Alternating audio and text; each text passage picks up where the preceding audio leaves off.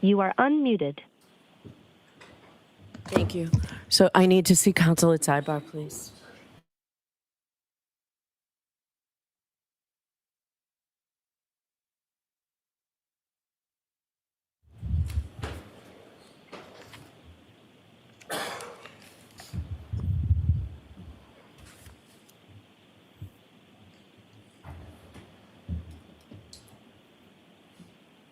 Hear. All persons have any business before the Honorable Beverly Cannoni, Justice of the Norfolk Superior Court, and for the County of Norfolk. Draw near, give your attendance, and shall be heard. God save the Commonwealth of Massachusetts. This court is now open. You may be seated. Good morning again, counsel. Good morning again, Ms. Reed. Good morning, jurors. So, I appreciate your patience. I have to ask you those 3 questions. Were you all able to follow my instructions and refrain from discussing this case with anyone since we left yesterday? Yes. Everyone said yes or nodded affirmatively.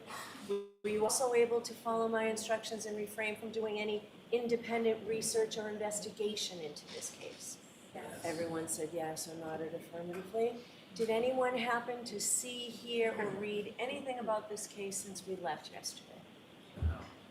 I have one other important instruction for you folks, and it's so important that each and every juror can hear the evidence or the testimony that's presented, can follow the testimony, and can understand and evaluate the testimony of each witness and the exhibits. In order to do that, I just want to be very clear that it's important that people do not comment on the evidence or make any comments. Once you enter the room, it's probably a good idea to just listen.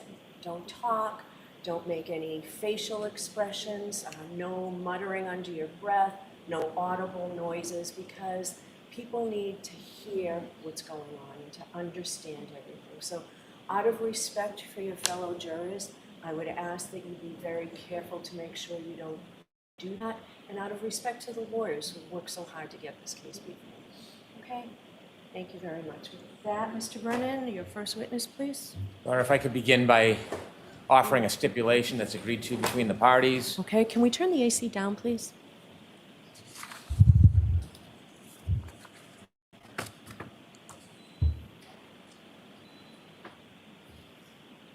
Thank you. Yes. Your Honor, if I may, I'd like to read a stipulation agreement between the Commonwealth and the defense. Okay. And the stipulation between the parties is as follows. Now comes the Commonwealth and Karen Reed, the defendant, in the above captioned matter. Both parties respectfully stipulate to the following. The 2 Massachusetts State Police troopers present at the autopsy conducted by the medical examiner, Dr. Scortibello, on January 31st, 2022, were Trooper Keefe and Trooper Watson. Former Trooper Michael Proctor was not present. Thank you. And Yes, thank you. with that, Your Honor, I'd like to introduce and play clip number 21. Okay, Paul, turn the AC off. Hold on 1 second, please, I just want that.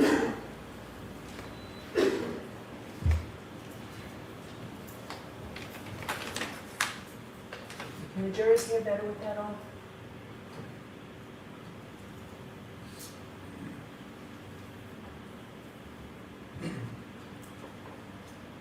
So John's laying there, his left and his right, and I approached John from the left.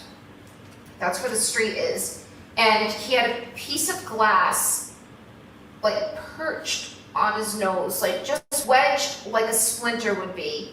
And I just pulled it, and as soon as I pulled it, it just gushed blood down his face.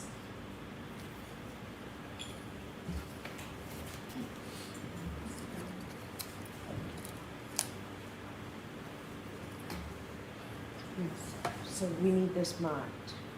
Yes. We have the item.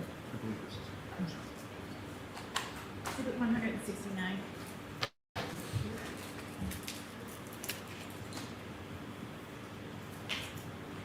Mr. Lally, your next witness. Your Honor, the Commonwealth calls Andre Porto to the stand.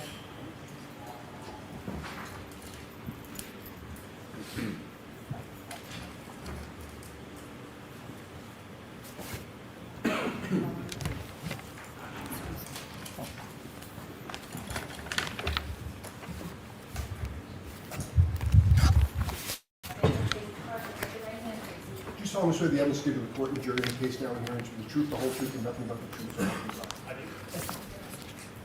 Morning.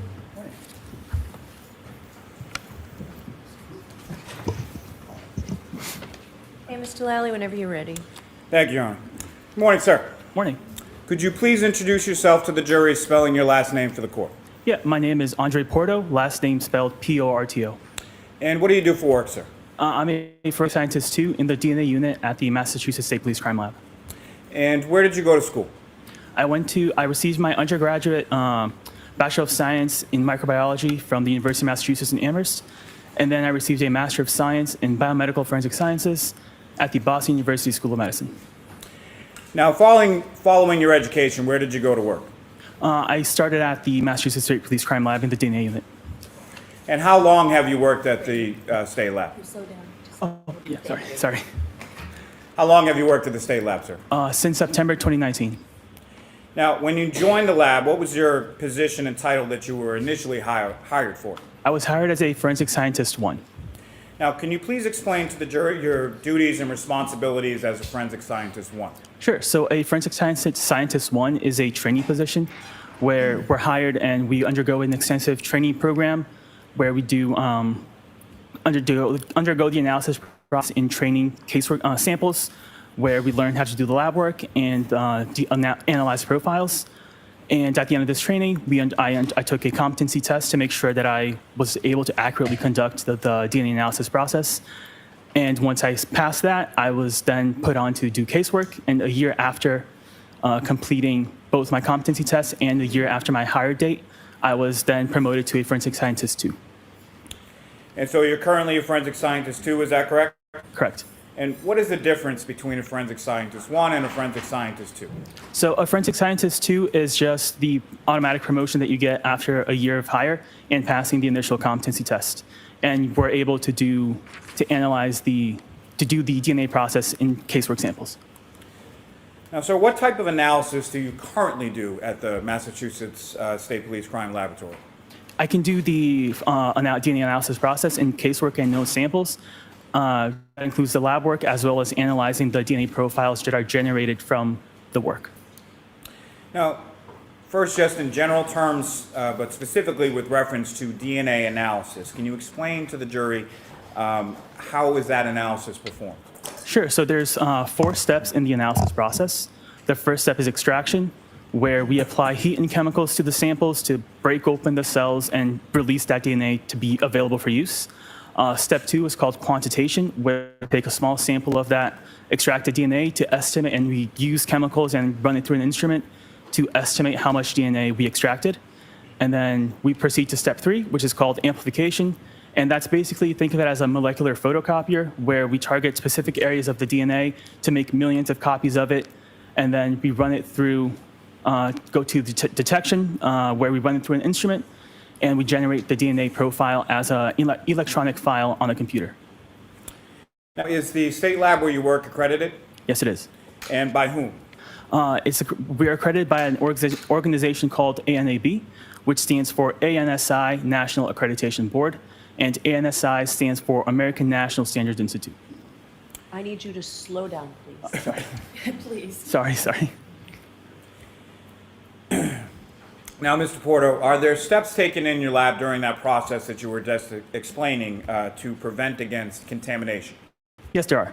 And can you explain what those are? Sure. So there are various steps. One step to prevent contamination between analysts would be to bleach and wipe down the workstations before use and after. Another way to prevent DNA transfer from analysts to the samples is to wear personal protective equipment, such as lab coats, gloves, masks, hairnets, and beard guards. And a way to prevent transfer from sample to sample would be to frequently change gloves, as well as only have one sample open at a time. Now, with your work at the lab, is there a review process that your work undergoes? Yes, there is. And can you describe that process to the jury? Sure. So once I complete my work, the file undergoes 2 types of reviews. The first is a technical review, where another qualified analyst will take the file and they'll do their own independent assessment and make sure that they come up with the conclusions and that they agree with the conclusions that I reached. And they'll also make sure that all the protocols were followed and every decision is scientifically sound. Once that review is completed, it undergoes an administrative review, where another qualified analyst will then look through the file and they look for clerical errors, such as typos or missing page numbers or missing case numbers. Once those two reviews are completed, the results can then be reported out. Now, as a part of that accreditation process that you were speaking about a few moments ago, do you undergo anything called proficiency testing? Yes, I do. And can you explain to the jury what that proficiency testing process consists of? Yeah, so a proficiency test is a test that's administered twice a year by an external vendor. And the results of this test are not known to the analyst at the time. And we basically treat it like it's a real case where it undergoes the analysis process as if it were a real case. And this test is used to show that the analyst is demonstrates ongoing competency in the DNA analysis process. And successful completion of the test is required to maintain qualification analyst. And what areas do you specifically undergo proficiency testing in? DNA analysis. And have you successfully completed each of those proficiency tests that you've taken? Yes. Now, Mr. Porto, could you explain to the jury what exactly is DNA? Yeah, so DNA stands for deoxyribonucleic acid, and it's basically the building block that makes us who we are.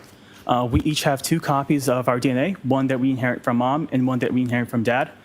And that this combination makes sure that, barring with the exception of identical twins, we all have different DNA. And is DNA the same in every cell of a person's body? Yes. So what that means is, if I were to take a blood sample and a saliva sample from the same person, the same DNA profile will be generated. Now, you spoke a bit earlier about the different steps included in the DNA testing. If you could, just a little bit slower, go through each of those 4 steps again for the jury. Sure. So like I said, it's a 4-step process. So extraction, quantitation, amplification, and detection. So extraction, we use chemicals and heat to burst open the cells to make that DNA available for use. Quantitation, step 2, we take a small sample of that extracted DNA. We use a different set of chemicals and an instrument to estimate how much DNA is available for use. Amplification is the 3rd step, which I mentioned is the basically molecular photocopier, where it makes millions of copies of specific areas of the DNA. And then the 4th and last step is detection, where we run those amplified copies through an instrument, and we generate the DNA profile as an electronic file on the computer. Now, Mr. Porto, what is STR? So STR stands for short tandem repeats, and they're the locations that we're making the millions of copies of. Now, in your work at the lab, do you have something that's referred to as a known item? Yes. And can you explain to the jury what a known item is? Sure. So a known item is an item that's taken directly from a person to be used as a reference sample, so we know what the source of that profile is. And conversely, what is a questioned item? A questioned item is an item that's taken, let's say, from a crime scene where we don't know what the source is. Now, do you also have terminology within your lab as far as a parent versus a child item? Yes, we do. And can you explain how those labels are and how they reference to what you do in your work? Sure. So a parent item is, for example, the original item, and the child is a sample of that item. So for example, this box of tissues would be the parent item, and if you were to swab the outside, the child item. So the box of tissues would receive, let's say, an item of 1-1. The swabbing of the outside would receive an item of 1-1.1. Now, what are positive and negative controls? Yeah, so a positive control is a control that has it's a known sample with a known DNA profile that we use in every step of the DNA analysis process to make sure that each step and instrument worked as expected and properly. And then a negative control is a sample that has no DNA in it. It only receives the chemicals that we use, and that's to ensure that the chemicals that we're using don't have any DNA inherent to them. Now, when you as an analyst or a forensic scientist too are assigned work within the DNA unit, where do you retrieve that evidence from? Yeah, so I retrieve it from a locked cold room that's only accessible via keycard. Now, why are items kept in cold storage? Yeah, the cold storage helps preserve the DNA for long-term storage. And as far as the heat versus the cold, why is it that it's specifically kept, or why does the coldness of the storage room help preserve the item? The cold can help prevent, let's say, growth of bacteria and mold that can degrade DNA. And what does heat do conversely in reference to an item of forensic value? Heat can help degrade DNA and also promotes bacterial and mold growth that can further degrade that DNA. Now, when you receive an item from the cold storage, how is that item typically packaged when you retrieve it from there? Sure. So the item comes in these plastic, clear, transparent plastic sealed containers that has a label with a case number on it. And inside of that, each sample is within like a small plastic tube that has a label with a case number and item number. Now, at some point, were you assigned to perform some work on a lab case number 22-02184 pertaining to this defendant, Karen Reed? Yes, I did. And what type of work in general terms were you assigned to do in this case? I was assigned to do the DNA analysis process. And that was on several items, is that correct? Correct. And could you explain to the jury the sort of the process that you used to analyze evidence in this case? Sure. So the case underwent the 4 steps that I explained before. So extraction, quantitation, amplification, and detection. And there was a known standard that was done in this case, specifically in item number 8-1.1.1, is that correct? Correct. And did another analyst test and report the results from the known blood standard from that item 8-1.1.1? Correct. And how is that done? Yeah, so that undergoes the same process that I explained. It'll go through the 4 steps: extraction, quantitation, amplification, detection.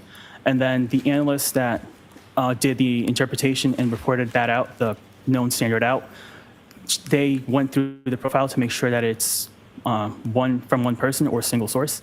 And once that went through the review process that I explained, so technical and administrative review, and once that was all completed, the standard was available to be used for comparisons.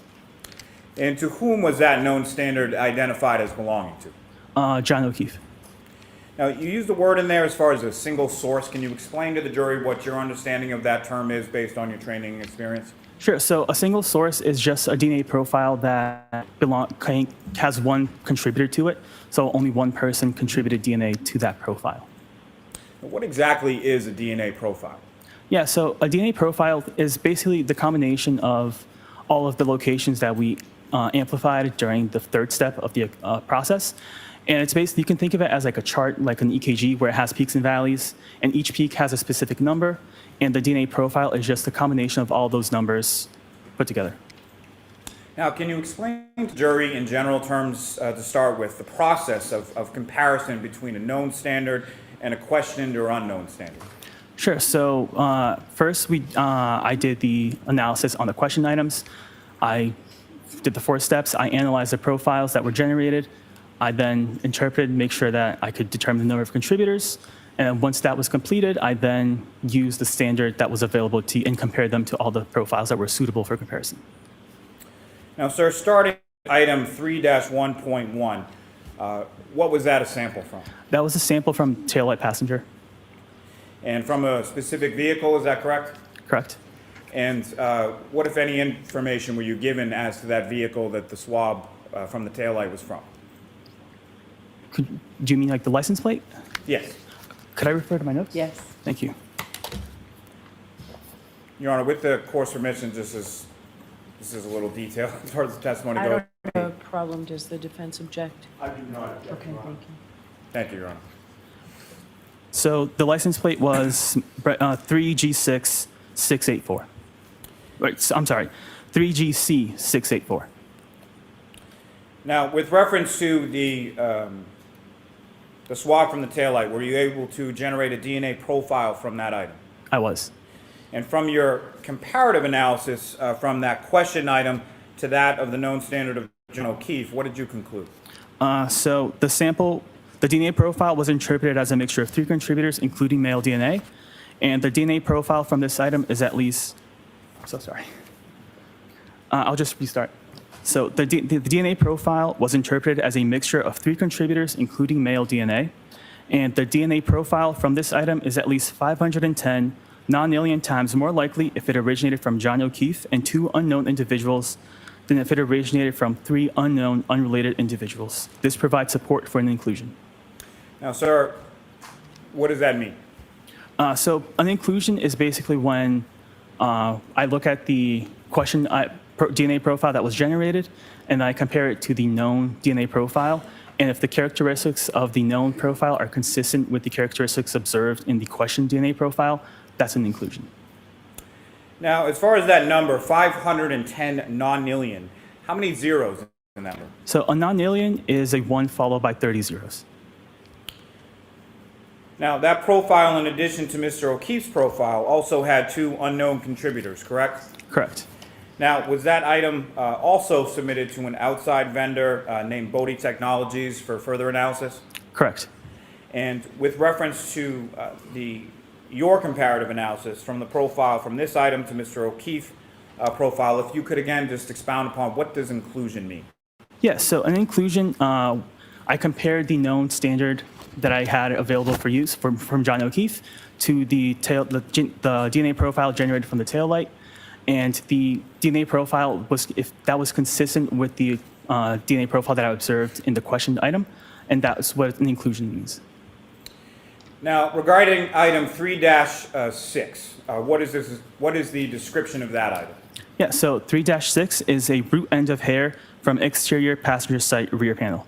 And is that the same vehicle as far as the taillight sample? Correct. Now, with respect to hair in general, there's a root end and a shaft end, correct? Correct. And what limitations does your lab have with regard to DNA testing of hair? So when we test hair, we're actually, the root end of the hair, we're looking at any potential skin cells that might be attached to the root end. So that's where the DNA that we're looking for is coming from. And if there's not too many, yeah. Now, are you familiar with the term based on your training experience known as autosomal DNA? Yes. And can you describe for the jury what your understanding of that term is? Yeah, so autosomal DNA is DNA that's located in the nucleus of the cell, and that's the DNA that we inherit from both mom and dad.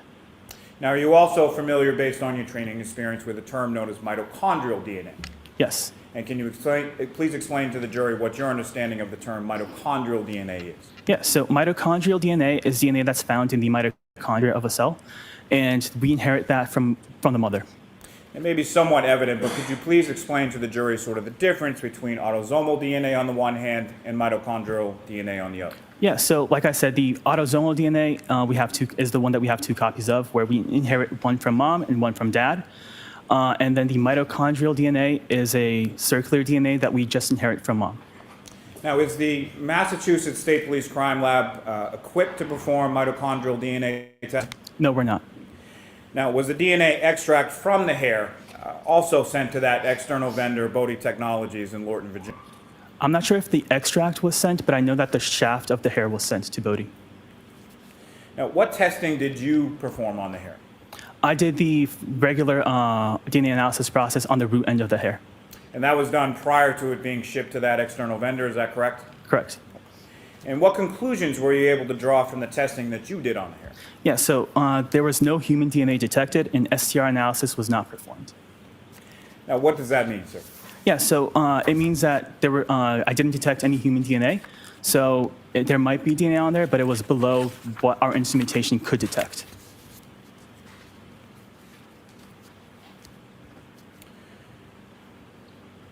Now, turning your attention to item 3-2.1.1, what is the description related to that, sir? It's a sample from the exterior of broken drinking glass. And is there any further indication as far as the broken drinking glass, as far as where it was recovered? Oh, yeah, 34 Fairview Road.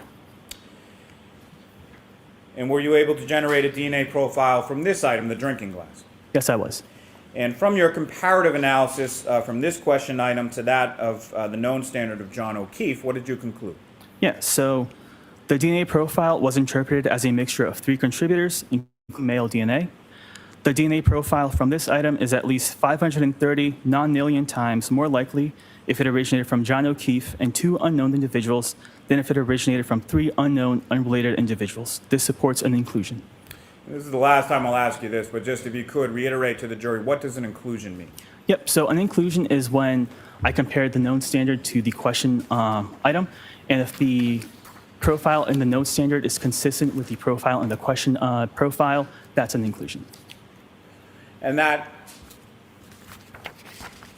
number again, as far as 530 non-alien, zeros again in that number? That's a 1 followed by 30 zeros.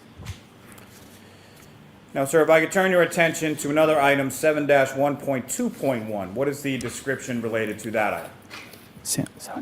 Sample from stain A on upper right leg of jeans. And is there any further indication as to whom those jeans belong to? O'Keefe.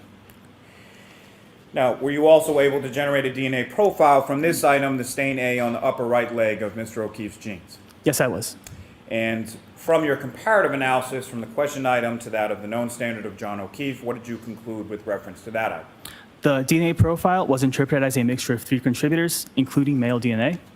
Contributor 1 is suitable for comparison, and due to limited information, contributors 2 and 3 are not suitable for comparison.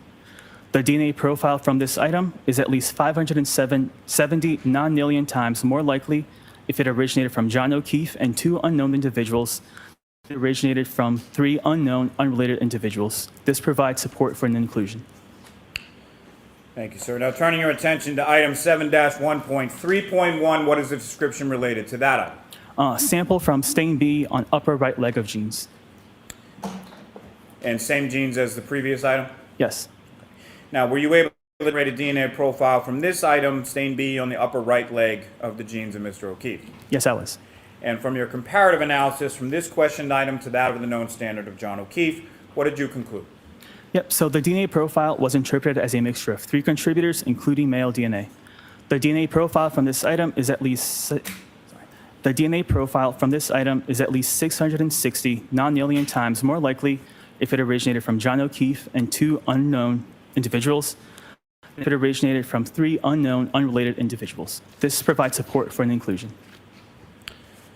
Now, sir, with reference to item 7-1.4.1, and again, these items with the dash and the point, is that what you were referring to earlier as the parent-child relationship between items? Yes. And what is the description for 7-1.4.1? Sample from stain C on upper right leg of jeans.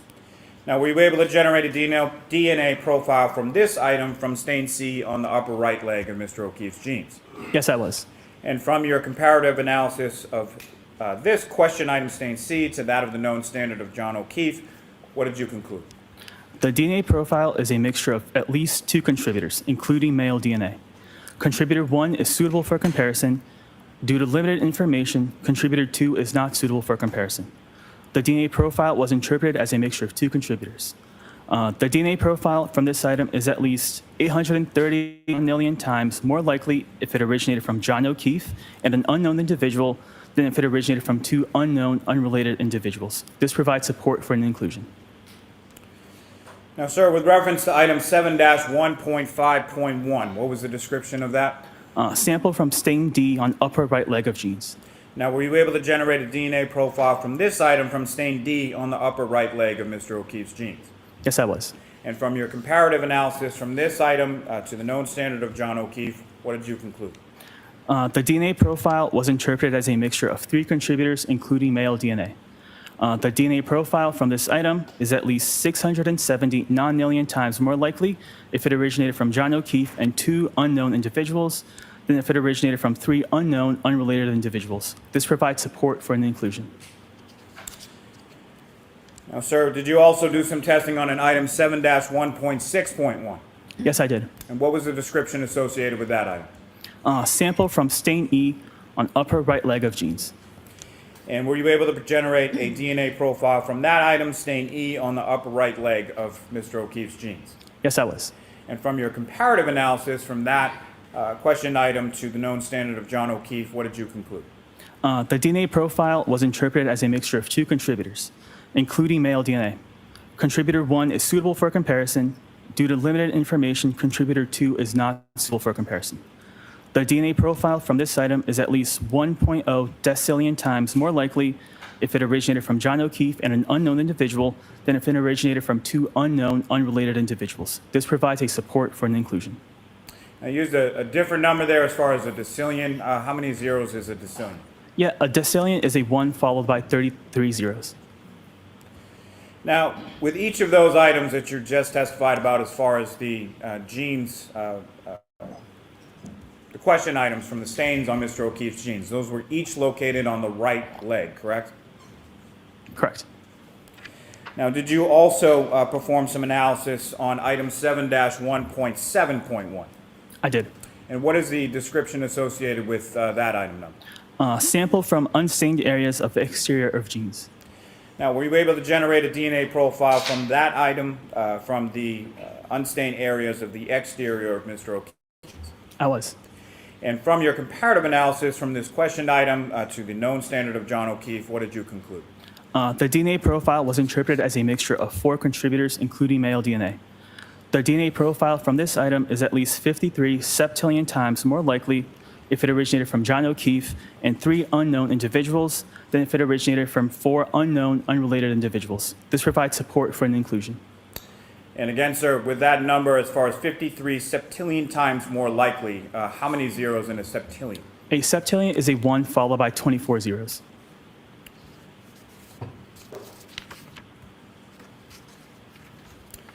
Now, sir, if I could turn your attention to what's listed as number 12 in your report, but item 7-18.4.1. Did you do some testing on that item as well? Yes. And what was the description associated with that? Sample from stain C on top front of Gray's long sleeve shirt.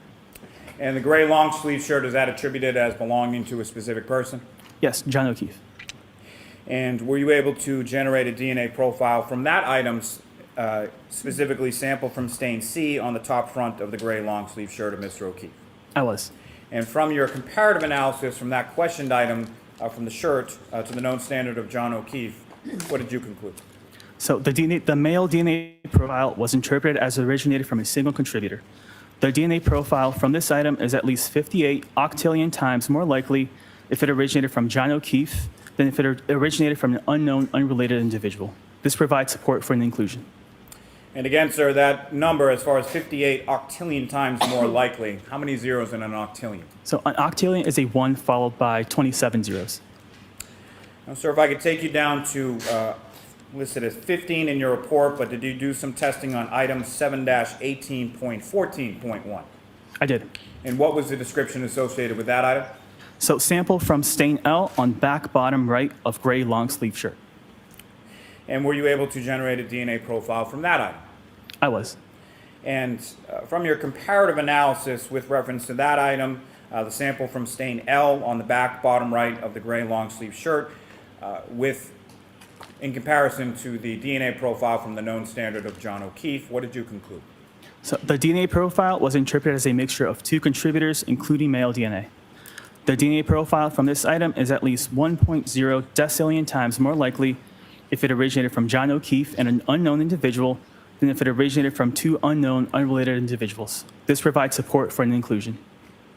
Now, sir, did you also perform some analysis on an item numbered 7-18.17.1? I did. And what was the description associated with that item, sir? Sample from unstained areas of exterior of gray long sleeve shirt.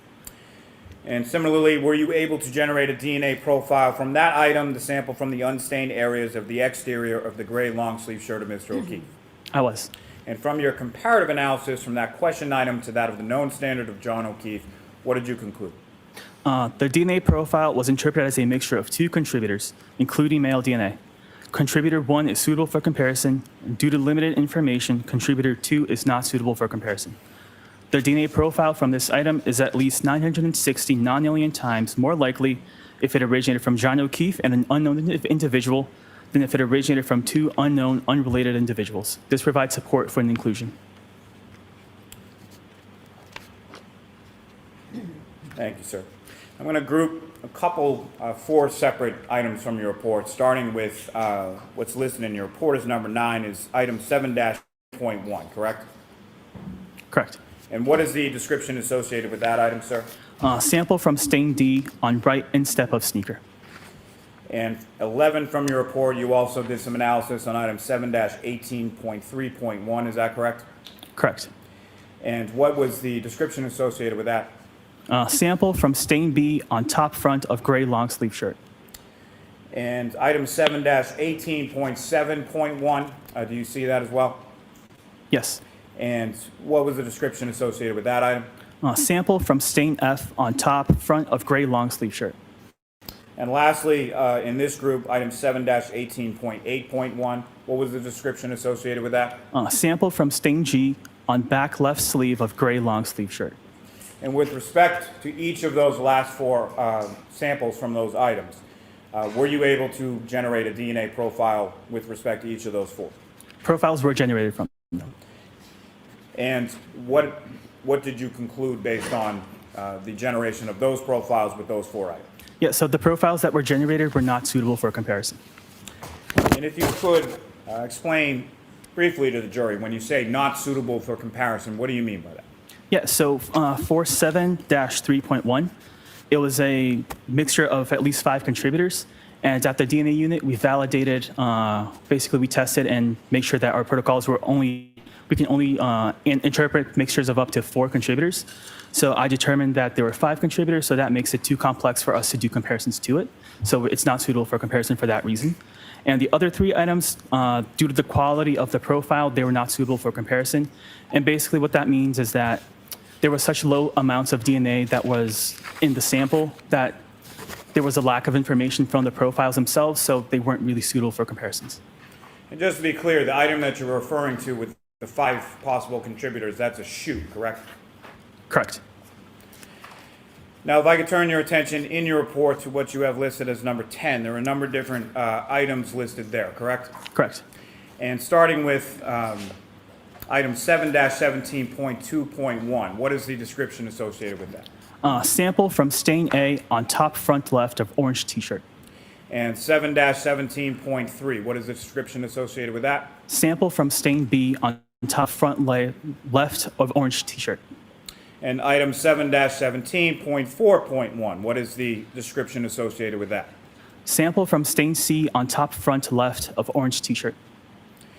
And item 7-17.5.1, what is the description associated with that item number? Sample from stain D on front bottom right of orange t-shirt. And item 7-17.6.1, what is the description associated with that? Sample from stain E on back left shoulder of orange t-shirt. And so each of those respectively were samples taken from stains on the orange t-shirt of Mr. O'Keefe, correct? Correct. Now turning your attention to item 7-18.2.1, what is the description associated with that? Sample from stain A on right sleeve of gray long sleeve shirt. And item 7-18.5.1, what is the description associated with that? Sample from stain D on center front of gray long sleeve shirt. And item 7-18.6.1, what is the description associated with that? Sample from stain E on center front of gray long sleeve shirt.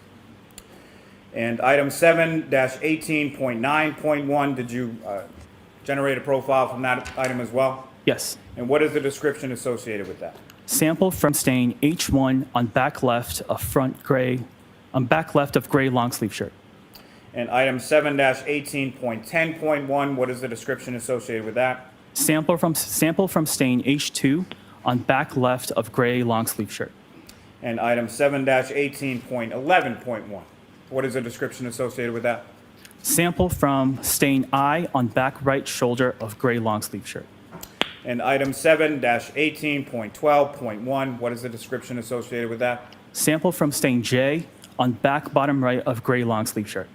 And lastly, with this group search, item 7-18.13.1, what is the description associated with that? Sample from stain K on back bottom right of gray long sleeve shirt. And so each of those items beginning with 7-18 were associated with various stains taken from various areas on the gray long sleeve shirt of Mr. O'Keefe, correct? Correct. And with respect to each of those areas of the orange t-shirt and the gray long sleeve shirt, were you able to generate a DNA profile from those items? I was. And from your comparative analysis of each of the DNA profiles from those items to the known standard of John O'Keefe, what did you conclude? So the male DNA profile was interpreted as originating from a single contributor. The DNA profile from these items is at least 490 octillion times more likely if it originated from John O'Keefe than if it originated from an unknown, unrelated individual. This provides support for an inclusion. Now, again, if you could just remind the jury, when you say single source contributor, what does that mean? Yeah, so a single source profile is a profile that has one contributor to it. So like one person contributed DNA to that profile. And with respect to the number as far as 490 octillion times more likely, how many zeros are in that number? So an octillion is a 1 followed by 27 zeros. Now, lastly, sir, did you perform any analysis with reference to items numbered 8-2 and 8-3? I did. And what were the descriptions respectively for items 8-2 and 8-3? So item 8-2 was right hand fingernail clippings from John O'Keefe, and item 8-3 were left hand fingernail clippings from John O'Keefe. So fingernail clippings from both the right and left hand of Mr. O'Keefe. Correct. And were you able to generate a DNA profile from those item numbers, the right and left hand fingernail clippings of Mr. O'Keefe? I was. And based on comparative analysis of the DNA profile from the right and left hand fingernail clippings, both of Mr. O'Keefe, taken in conjunction with the known standard of John O'Keefe, what did you conclude? Yeah, so the male DNA profile was interpreted as originated from a single contributor, and the DNA profile from these items is at least 490 octillion times more likely if it originated from John O'Keefe than if it originated from an unknown, unrelated individual. This provides support for an inclusion. So with respect to each the right and left hand fingernail clippings of Mr. O'Keefe, both of those were identified by you or your analysis as a single source contributor, correct? Correct. And they were each 490 octillion times more likely to have originated from John O'Keefe than from an unknown, unrelated individual. Is that correct? Correct. Thank you.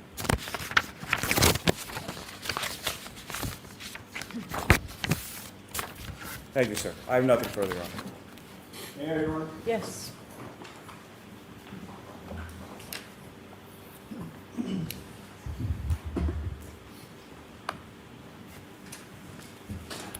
Good morning, sir. Good morning.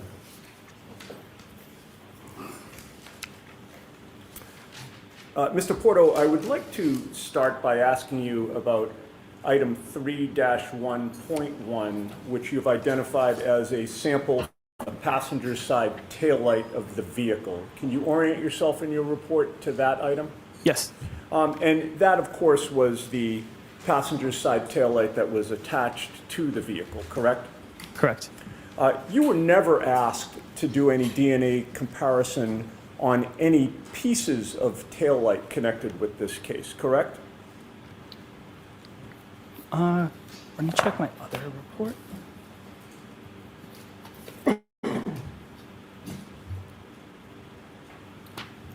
For taillight, there was another item that was item 3-3.1, which is sampled from apparent glass on rear bumper, if that's what you're referencing. Okay, so if I suggested to you that the taillight was plastic, that glass wouldn't have been the taillight, correct? I don't have, that's beyond my scope of testing. Gotcha. Okay. With regard to the passenger side taillight, you found that there were 3 contributors of DNA to that taillight attached to the vehicle, correct? Correct. One of those contributors appeared to be John O'Keefe. Is that fair to say? He was included into right. the profile. With regard to the other 2 contributors, who were they? They could be anybody.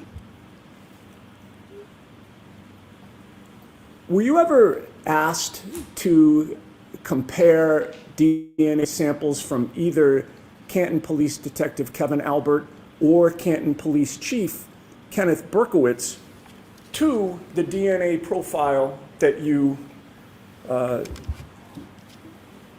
analyzed from that passenger side taillight? I was not. Now, with regard to the broken drinking glass, which is item 3-2.1.1, you see that in your report? I do. With regard to that, you came up with a DNA profile that also had 3 contributors, correct? Correct. One of those contributors appeared to be John O'Keefe, correct? He was included, correct. Who were the other 2 contributors? I don't know. They could be anybody. Were you ever asked with regard to that broken drinking glass to compare the DNA profile that you analyzed with the DNA of either Boston Police Sergeant Brian Albert or ATF agent Brian Higgins? I was not.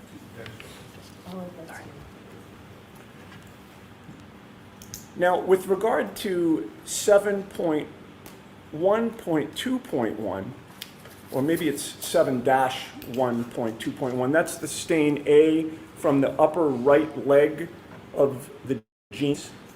Correct. All right. And you were aware, you were told that those were the jeans that John O'Keefe was wearing on the morning in question when he was found? Based on the sample description, that's what it seems. All right. And it turned out that his DNA was on his own jeans, correct? He was included in the profile. All right. And that was unsurprising to you, correct? And with regard to that item, you found that there were 3 contributors of DNA, correct? Correct. With John O'Keefe being one of them. He was included in the profile, yes. And who were the other 2? I don't know. They could be anybody. Let's move on to stain B, also from the upper right leg of the jeans. That is 7-1.3.1. You see that in your report. I do. When you found a DNA profile, how many contributors of DNA were there? 3 contributors. All right. And again, this was John O'Keefe's genes, correct? Based on the description, yes. So he was one of the 3 contributors. He was included in the profile, yeah. Who were the other 2? I don't know. They could be anybody. Moving on to stain C from the upper right leg of the jeans. 7-1.4.1. You see that in your report? I do. With regard to the DNA profile that you analyzed there, how many contributors of DNA were there to that profile? At least 2, and it was interpreted as 2 contributors. And again, this is the same pair of jeans that he was found in, correct? Based on the description, yes. And you said at least 2 contributors. It actually could have been more than 2. Based on our protocols, I had to call it 2, and we determined it as 2, but it could be more than 2, yes. Okay. Well, let's pay attention to the one that was not John O'Keefe, at least that one. Who contributed that DNA to his pants? I don't know. It could be anybody. Moving on to stain D, which is 7-1.5.1. And if I can just put my glasses on to make sure I've read my own writing correctly. Actually, is it 7-15-1? Did I get that wrong the first time? D? I'm sorry? Do you mean Stain stain D? Stain D. Stain D is 7-1.5.1. Oh, I had it right the first time. Okay. Right.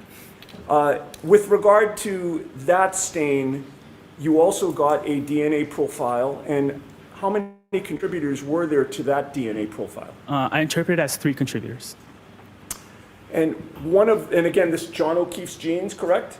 Correct. He was one of the contributors to his own genes, correct? He was included in the profile. And correct. with regard to that stain on the upper right leg of his jeans, who contributed the DNA to the, who were the other 2 contributors of DNA to that stain? I don't know. They could be anybody. And then finally, with regard to that upper right leg of the jeans, there was also a stain E, correct? Correct. How many contributors did you find to that DNA profile? 2 contributors. One of which was John O'Keefe to his own genes, correct? He was included, yes. And who was the other contributor to that stain on the jeans? It could be anybody. I don't know. And by the way, just for the record, that was 7.1.6.1? 7-1.6. 7-1.6.1. Thank you, sir. Okay, now, with regard to the unstained area of the exterior of the jeans, do you see item 7-1.7.1? Yes. You found a DNA profile with regard to that unstained area as well, correct? Correct. How many contributors of DNA were there to that unstained area of the jeans? I interpret it as contributors. And John O'Keefe was one of those, correct? He was included in the profile. His own genes. Based on the description, yes. Who were the other 3 contributors to that DNA profile? I don't know. It could be anybody. And before we move on to the sneaker, I just wanted to ask you a question about the passenger side taillight that I neglected to ask you. That was the one where there were 3 contributors, correct? And again, I'm going back to 3-1.1. Correct. Sorry to skip around, sir. Okay. I'm not trying to make this all any right. more confusing than it is. With regard to the passenger side taillight and that DNA profile, are you able to determine when that DNA was deposited on the passenger side taillight that was attached to the vehicle? No, I'm not.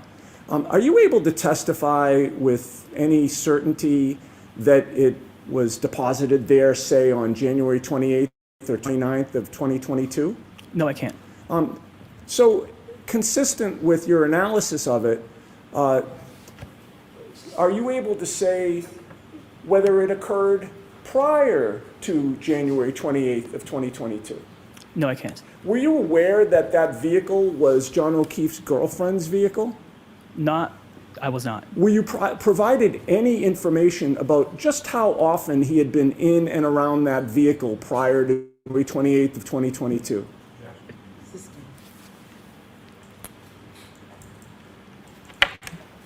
So moving on to 7-3.1, which was the right instep of the sneaker, correct? You see that in Correct. your report? Yep.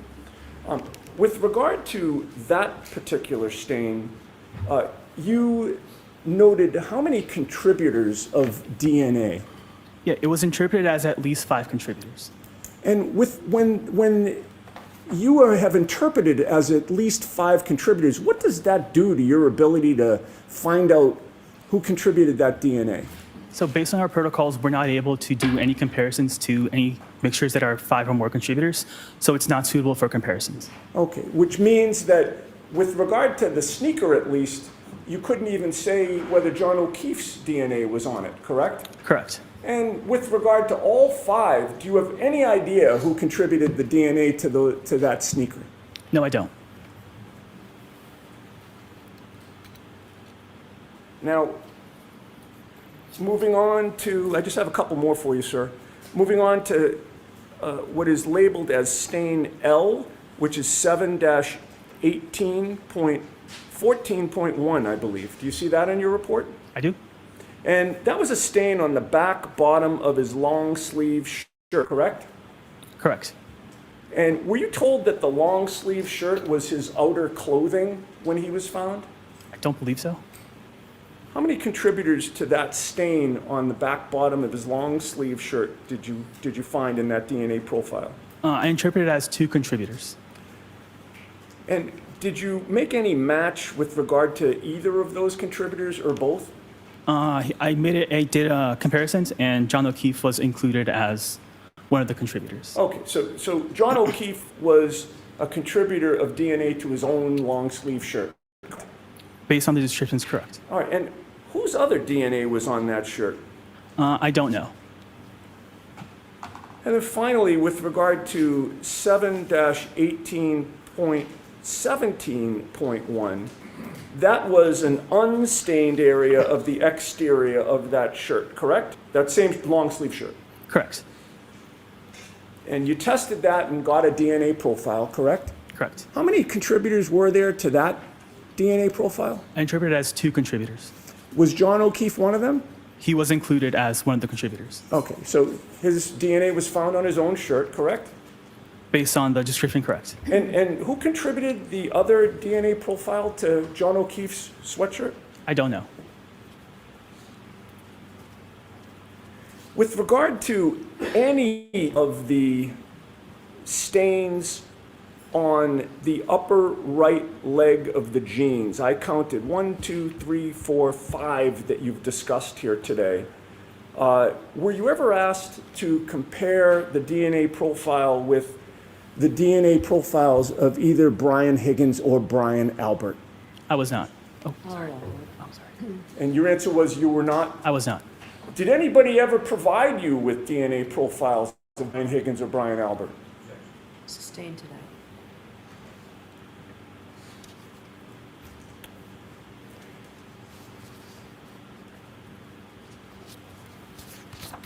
If I may have one moment, Judge. Yes.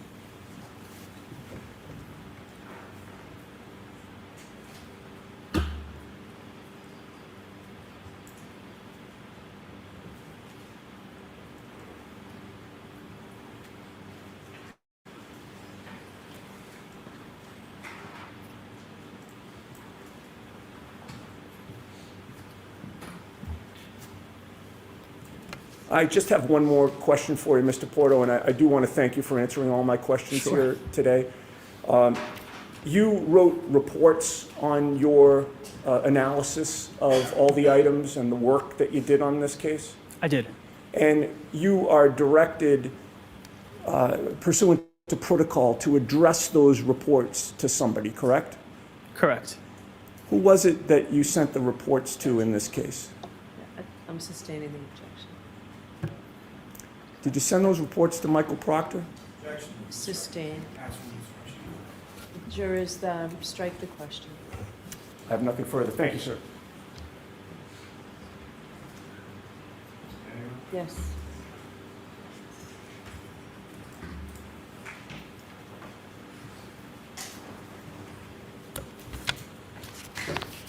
Mr. Porto, based on your training and experience and years of doing DNA testing at the lab, when it comes to samples from items of clothing, is it uncommon or common to have multiple contributors? That depends. It can happen, but it's possible, yes. Is it something that's a complete anomaly? I wouldn't say so, no. Now, turning your attention back to item 3-1.1, that's the sample from the passenger side taillight of the defendant's vehicle, correct? Correct. And Mr. O'Keefe was found to, his known DNA profile was found to be an inclusion for the DNA profile from the swab from the defendant's passenger side taillight, correct? He was included in the profile, yes. And to what statistical, what is the number associated with that inclusion, sir? The DNA profile from this item is 510 non-alien times more likely to have it originated from John O'Keefe and 2 unknown individuals than if it originated from 3 unknown, unrelated individuals. Now, Mr. Porter, if I could turn you back to number 10 in your report, there's a number of different items listed there, correct? Correct. And as far as the items listed associated with various stains on various areas of Mr. O'Keefe's orange t-shirt and gray long sleeve shirt, there's about 13 different DNA profiles that you generated in reference to those items, correct? Correct. And from those 13 different items, they're all from a single contributor, is that correct? Correct. They were interpreted as originated from a single contributor. And as far as the DNA profile, your comparison of each of those 13 different stains on the orange t-shirt and the gray long sleeve shirt, what were your conclusions again as your comparison with the known standard of John O'Keefe? Yeah, so the profile was interpreted as originated from a single contributor, and the DNA profile from these items is at least 490 octillion times more likely if it originated from John O'Keefe than if it originated from an unknown, unrelated individual. This provides support for an inclusion. And lastly, with reference to the fingernail clippings from both the right hand and the left hand of Mr. O'Keefe, those were also, your analysis provided for inclusion of Mr. O'Keefe's known DNA standard, correct? He was included in the profile, correct.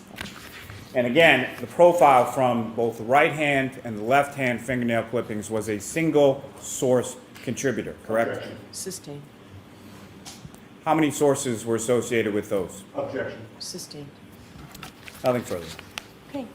You all set, Mr. Yes, Your Honor, thank You you. are all set, Mr. Porto. Thank you. Very much. Who is the next witness? Your Honor, the Commonwealth will call Ashley Vaillier to stand. Okay.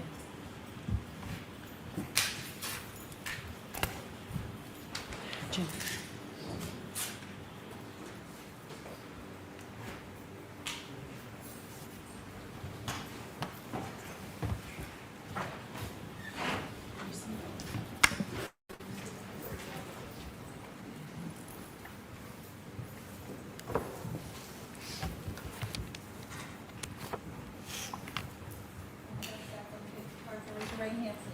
You solemnly swear the evidence given to the court and jury in the case down here is the truth, the whole truth, and nothing but the truth, so help you God.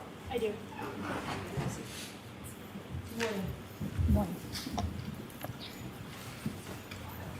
All right, Mr. Lally, whenever you're ready.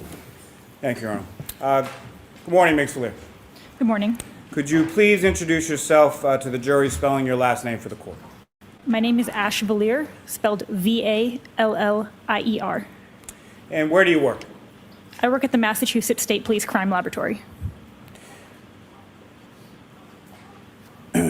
And where did you go to school? I got my bachelor degree in biochemistry and cell biology from UC San Diego, and a master degree in bioforensic sciences from Boston University. Now, following your education, where did you go to work from there? Directly after I got my degree at Boston University, I worked at the Broad Institute. And what did you do at the Broad Institute? I did quality control checks of items that potentially could be tested for pharmaceutical use. Now, how long have you worked at the Massachusetts State Police Crime Laboratory? A little over 6 years. Now, is the state lab accredited? It is. And by whom? ANAB. And what does ANAB stand for? It stands for ANSI National Accreditation Board. And the ANSI within the ANAB, what does that stand for? That is another acronym that I don't recall right now. Now, as part of that accreditation process, do you undergo any sort of type of proficiency testing? I do. And can you explain to the jury what that proficiency testing process consists of? A proficiency test is a test that is given from an outside agency in the discipline that you do casework in, that you would work through like a normal case, but it has an end expected result at the end. And how often do you undergo proficiency testing? Every year. And what areas do you specifically undergo proficiency testing in? I've done proficiency tests in gunshot primer residue and physical match analysis. And have you successfully completed each of those proficiency tests that you've taken? I have. Now, when you initially joined the State Police Lab, what was your position and title that you were hired for? I was hired as a forensic scientist 1.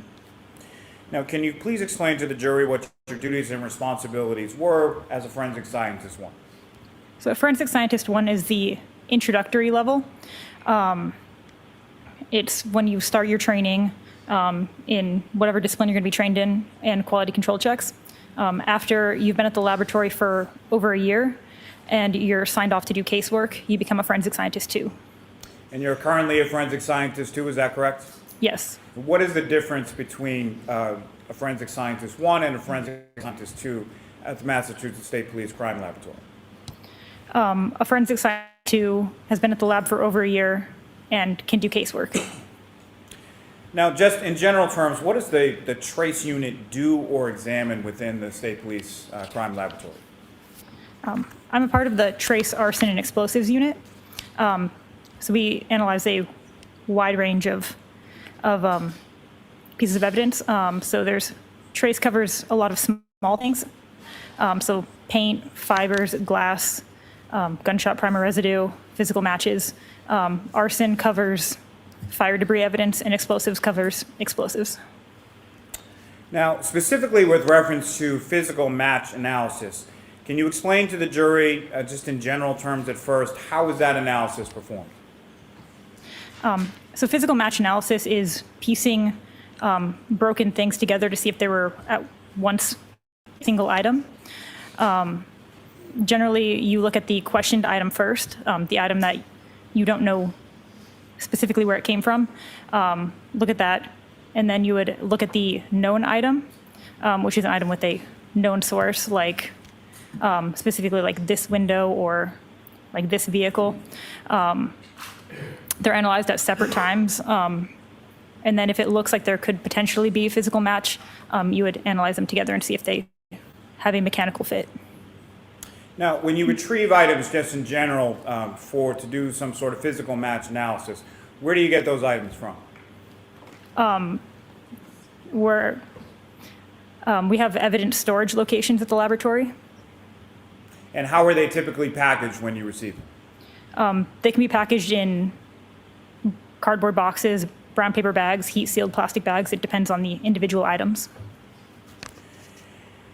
And when you're doing this analysis as far as the physical match analysis, what do you do to your bench between your examination of separately packaged items?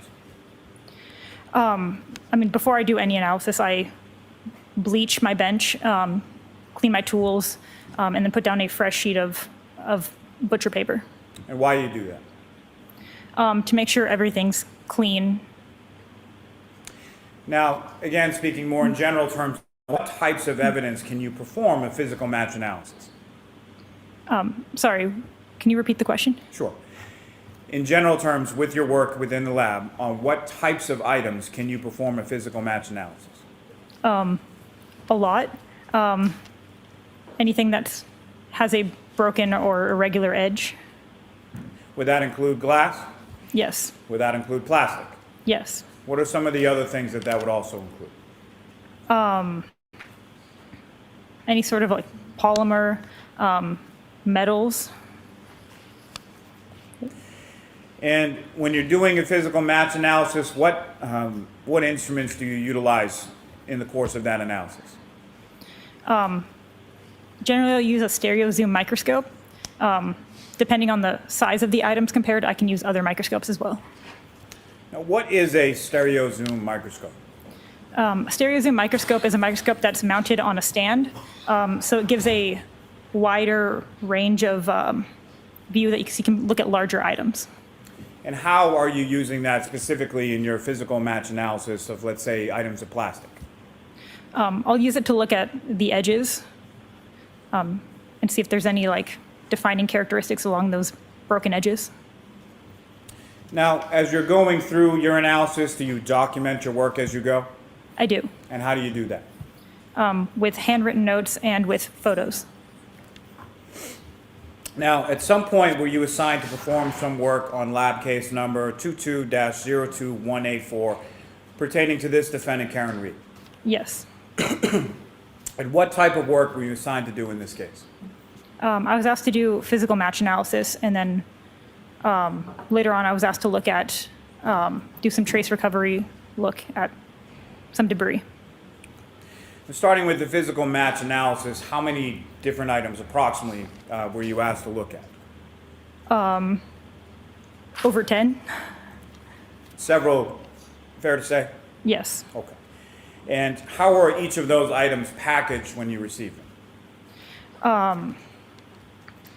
So the questioned items were packaged first in a large paper bag, and then each item was individually packaged in a smaller brown paper bag within that container. Now, again, just in general terms, because you've used it a couple times, when you say question versus known item, as it pertains to this analysis in this case, what were the questioned items generally, and what was the known item? The question items were items labeled as coming from a road, and the known item was labeled as coming from a taillight from a vehicle. Now, in this case, did you perform your physical match analysis in the same manner that you've previously described based on your education, training, and experience within the lab? Yes.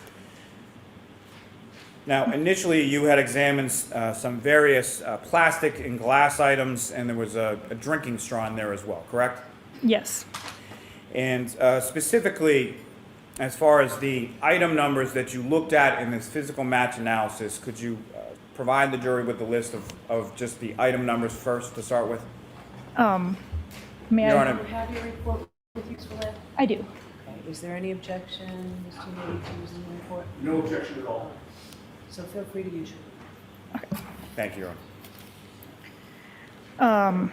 So the questioned items labeled as coming from the road were item 7-5, item 7-6, 7-8, 7-9, 7-10, 7-11, 7-12, 7-13, 7-14, 7-15, 7-16, and 7-19.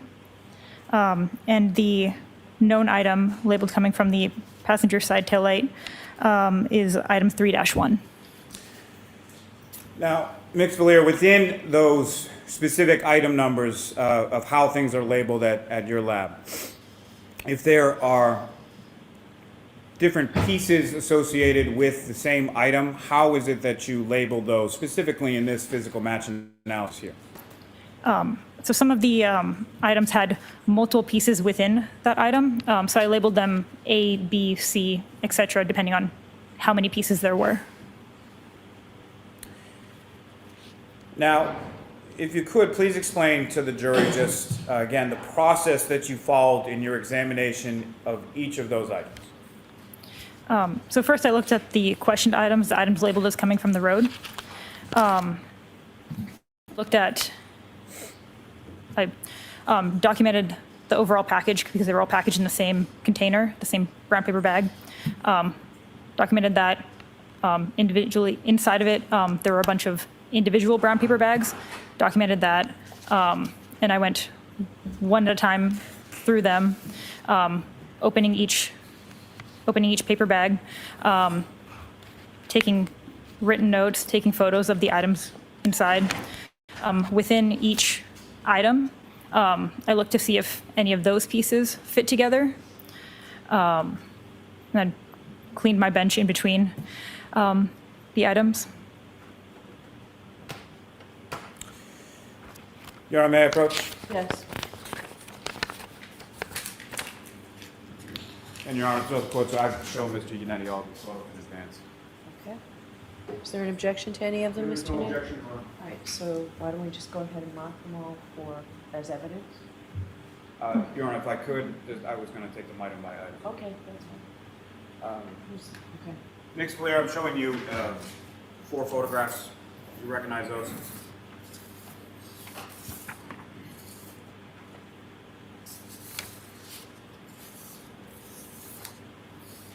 I do. What do you recognize those to be? These are photos that I took of item 3-1. And again, what was the description associated with item 3-1? Passenger side taillight. And was that description further give sort of a specific vehicle or license plate associated with the vehicle that the taillight came? It does. Massachusetts 3GC684. Your Honor, the Commonwealth will seek to introduce in a minute the next exhibit A through D. Right, those are coming. That's why I wanted to just mark them all because they're all coming, right? That's fine. If the court prefers, I can provide them. Right. Exhibits 170A through 170D. May I approach with the remainder, Your Honor? Yes. And if you have them in sections, we can do that.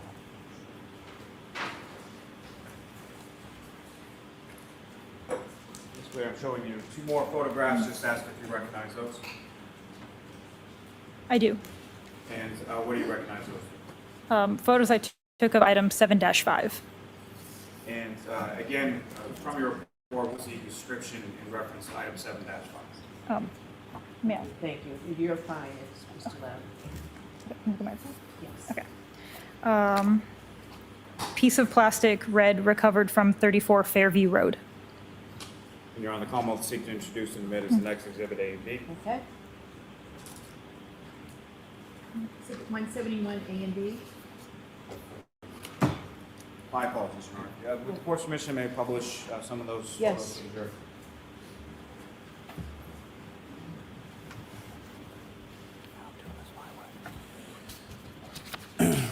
Ms. Gilman, if I could first ask for photograph 2122.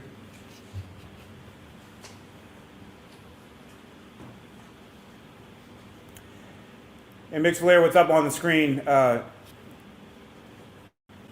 is the bag associated with the passenger side taillight or the known item, correct? Correct. And Ms. Gilman, if I could have photograph 2125. And Ms. Gilman, if you could just enlarge a little bit towards the bottom where the ruler is. Now, Ms. Vaillier, what's up on the screen now as far as the sort of notations there, who made those? I did. And how do you know that you were the one who made those? That's my handwriting, and those are my initials. So the AMV is for your name, correct? Yes. And with respect to each of the items that you photographed, you had photographs that were taken of sort of what was in the evidence bag in total, displayed on your table that you would clean with the solution and everything else, correct? Yes. Okay. And Ms. Gilman, if you could just zoom out a little bit to show the item. And again, what's up on the screen, that is item 3-1, the known item as far as the taillight from the defendant's vehicle. Yes. And Ms. Gilman, if I could have 2126. And Ms. Vaillier, if you could just describe for the jury, what are we looking at in this photograph? Those are the same items, just turned over. And lastly, for this set, Ms. Gilman, if I could have 2135.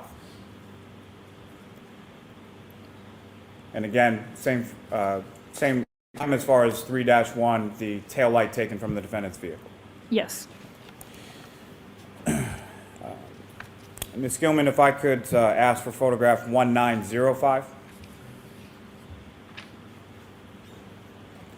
And Ms. Vaillier, as far as with each of these items, you take photographs when they're inside the bag and then once you take them out of the bag, correct? Yes.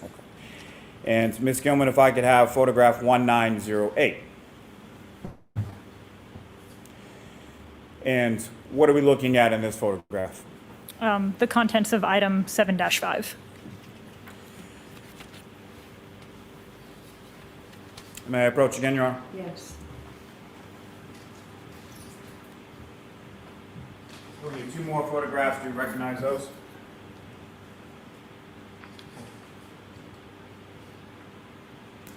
I do. And what do you recognize those? Photos of item 7-6. And that's one of the bag and then one when the item is taken out of the bag, is that correct? Yes. And what was the description for item 7-6? Piece of plastic, clear, recovered from 34 Fairview Road. And retrieve those. Your Honor, Commonwealth will seek to introduce in a minute the next exhibit, A and B. Okay. 172 A and B. And with the court's permission, may I publish those to the jury? Yes. Ms. Gilman, if I could have photograph 1921.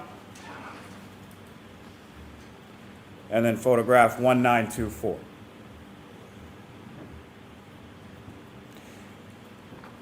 And what's depicted up on the screen is that what you just have before you as the photograph that you took of item 7-6 recovered from 34 Fairview Road.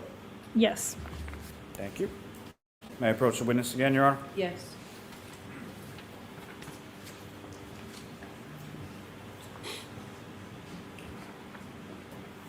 Two other photographs. Can you review those? Can you recognize those? I do. What do you recognize as? Photos I took of item 7-8. And one of the bag and then one of the items removed from the bag, is that correct? Yes. And what is the description associated with item dash? Piece of plastic, red and clear, recovered from 34 Fairview Road. Commonwealth will seek to introduce in a minute as the next exhibit, A and B. And Your Honor, with the court's permission, if I could publish those to the jury. Yes. Exhibits 173 A and B.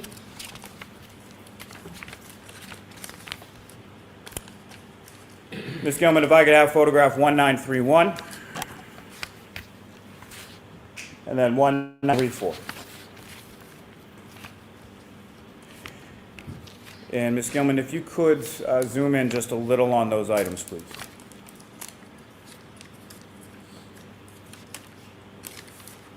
And Ms. Vaillier, again, what are we looking at in this photograph of item 7 dash? Oh, what are we looking at again in this photograph? Excuse me. Photos of item 7-8. May I approach the witness again, Your Honor? Yes.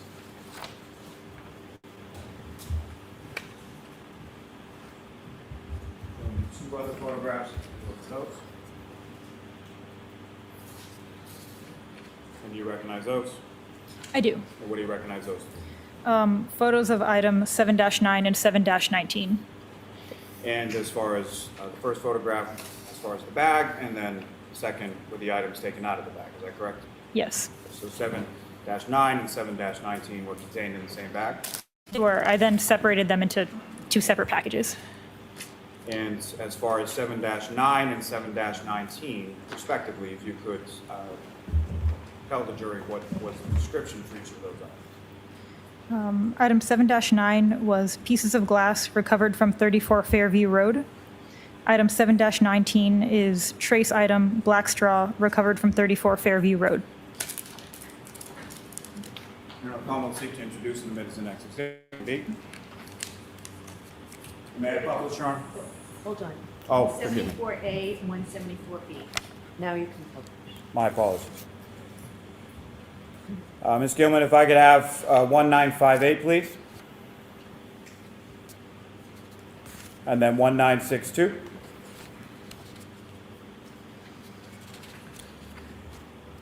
And again, Ms. Vaillier, what are we looking at in this photograph? The contents of that bag, item 7-9 and item 7-19. May I approach again, Your Honor? Yes. Two other photographs, do you recognize those?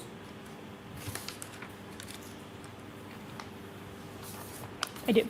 And what do you recognize as? Photos of item 7-10. And again, one of the bag and one of the contents of the bag, is that correct? Yes. And if you could, please tell the jury what was the description for item 7-10. A piece of plastic, red, recovered from 34 Fairview Road. I'm going to seek to introduce in a minute the next Okay. exhibit, A and B. Exhibits 175A and B. May I publish after the jury, Your Honor? Yes. Ms. Gilman, if I could have 1952.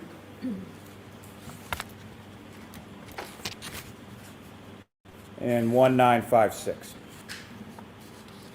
And again, Ms. Vaillier, what are we looking at in this photograph? Photo of item 7-10. Thank you. Ms. Gilman, you can take that down. May I approach the witness, Your Honor? Yes.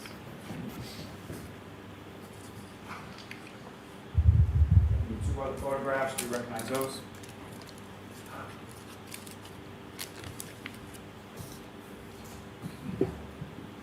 I do.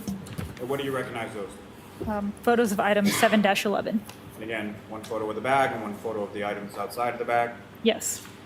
And again, if you could, please tell the jury what the description is associated with item 7-11. Piece of plastic, 6, red, clear, and black, recovered from 34 Fairview Road. The Commonwealth is seeking to introduce and admit as the next exhibit, A and B.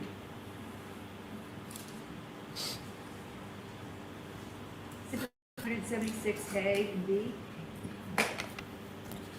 And may I publish, Your Honor? Yes. Ms. Gilman, 1979 and 1982.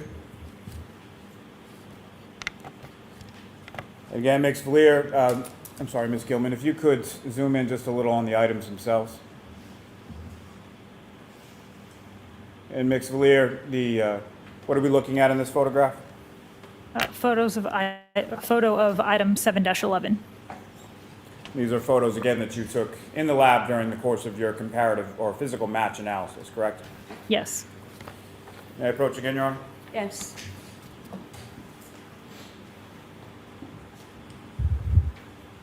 Two other photos, if you could look at those.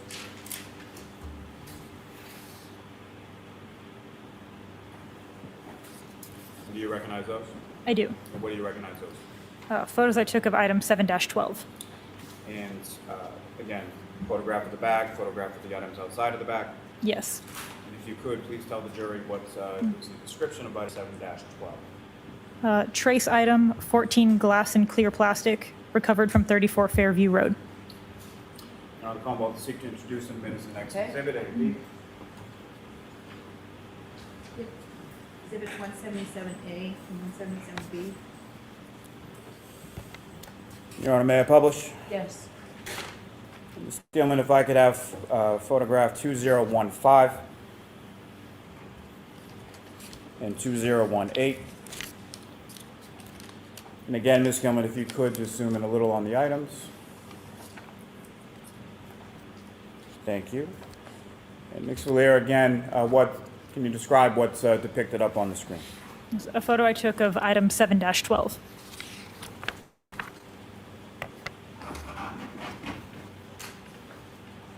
Your Honor, may I approach? Yes.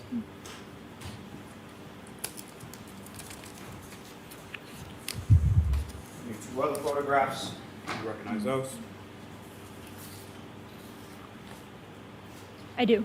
And what do you recognize those? Photos I took of item 7-13. And again, one of the bag and then one with the items removed from the bag. Yes. And if you could, please tell the jury what is the description for item 7-13. Piece of plastic, red and black, recovered from 34 Fairview Road. I'll vote to seek to introduce in the minutes next exhibit A and B. Exhibit 178A and 178B. Your Honor, may I publish? Yes. Ms. Gilman, 1997.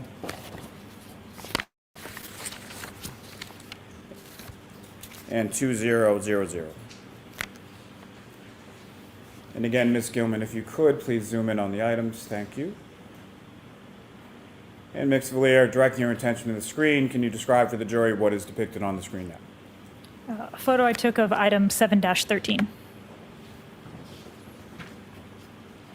May I approach the witness, Your Honor? Yes. And 2 other photos. Do you recognize those? I do. What do you recognize as? Photos I took of item 7-14. And again, one of the bag and one of the item removed from the bag. Yes. And again, could you please tell the jury what the description is associated with item 7-14? Pieces of glass recovered from 34 Fairview Road. I want to seek to introduce exhibit A and B. Exhibits 179A and B. May I publish, Your Honor? Yes. Ms. Gilman, if I could have 2009 and 2012. And again, Ms. Gilman, if you could zoom in on the item. And Ms. Vaillier, as far as what's depicted on the screen, again, if you could describe for the jury what that is. A photo of item 7-14. May I approach the witness again, Your Honor? Yes.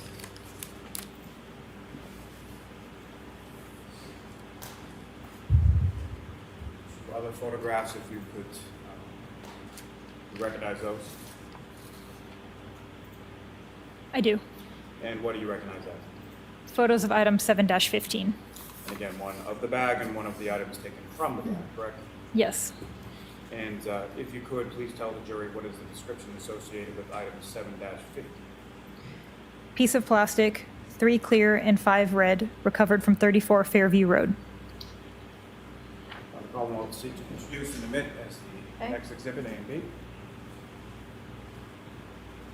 Exhibits 180A and 180B. May I publish, Your Honor? Yes. Ms. Gilman, if I could have 2072. The last exhibit number, is it 180? Yes. Yes. And 2077, please. Again, if you could zoom just a little as far as the items are concerned. And Ms. Vaillier, what are we looking at in this photograph? Item 7-15. May I approach again, Your Honor? Yes.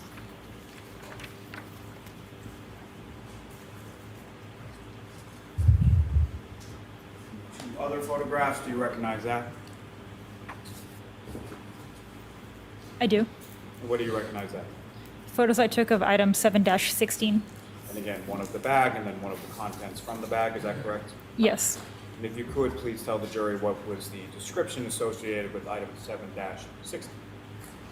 Piece of plastic, red and clear, recovered from 34 Fairview Road. I'm all to seek to introduce in the minutes the next exhibit, A and B. Exhibit 181A and B.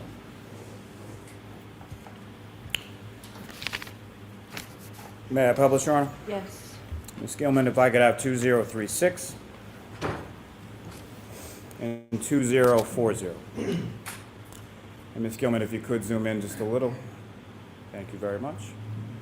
And Ms. Vaillier, if you could, please describe for the jury what we're looking at in this particular photograph. This is item 7-16. Ms. Gilman, you can take that down.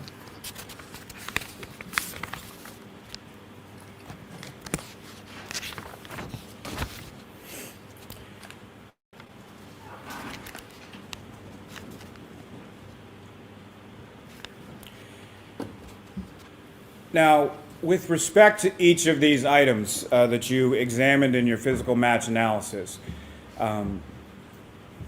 again, as far as the process is concerned, with the questioned items, what are you doing with reference to each of those questioned items first? First, I document them as you've seen. I'll see if any of those within the item have a physical match with each other. And then I'll package that away and look at all the questioned items before I compare inter-questioned items to see if there are any physical matches in between all of the 7- items. And as far as your notes are concerned, what is it that you're noting in reference to each of those items, as far as what characteristics of the item are you taking note of? I'll note the size, the color, and the material. And what, if any, measurements do you take of each of those respective items as well? I'll take the length and width of each item. Now, with respect, starting with item 3-1, the passenger side taillight from the defendant's vehicle, sort of internally within that item 3-1, what did you conclude as far as your physical match analysis within that item alone? Within item 3-1, I believe 4 of the pieces fit together. And, Your Honor, if the witness may refer to her notes Yes. as to, thank you.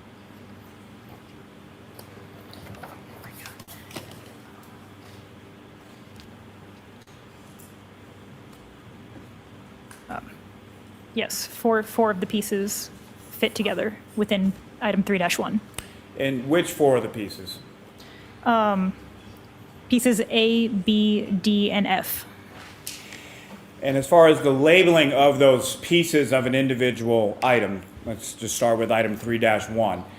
A, B, D, and F, how are they labeled, and how do you sort of physically label those items? We have a label maker in the lab, so I'll print out the case number, the item number, and then A, B, C, and my initials, and that goes physically on each of those items, or of those pieces. So if any of those items had a sticker on it with a letter or something associated with that, that would be something that you did during the course of your physical match analysis, correct? Yes. Now, if I turn your attention to item 7-5, piece of plastic red recovered from 34 Fairview Road, what did you conclude as far as your physical match analysis just within that single item?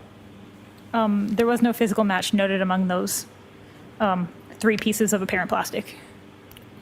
And when you say no physical match found from the different pieces within that item, what does that mean?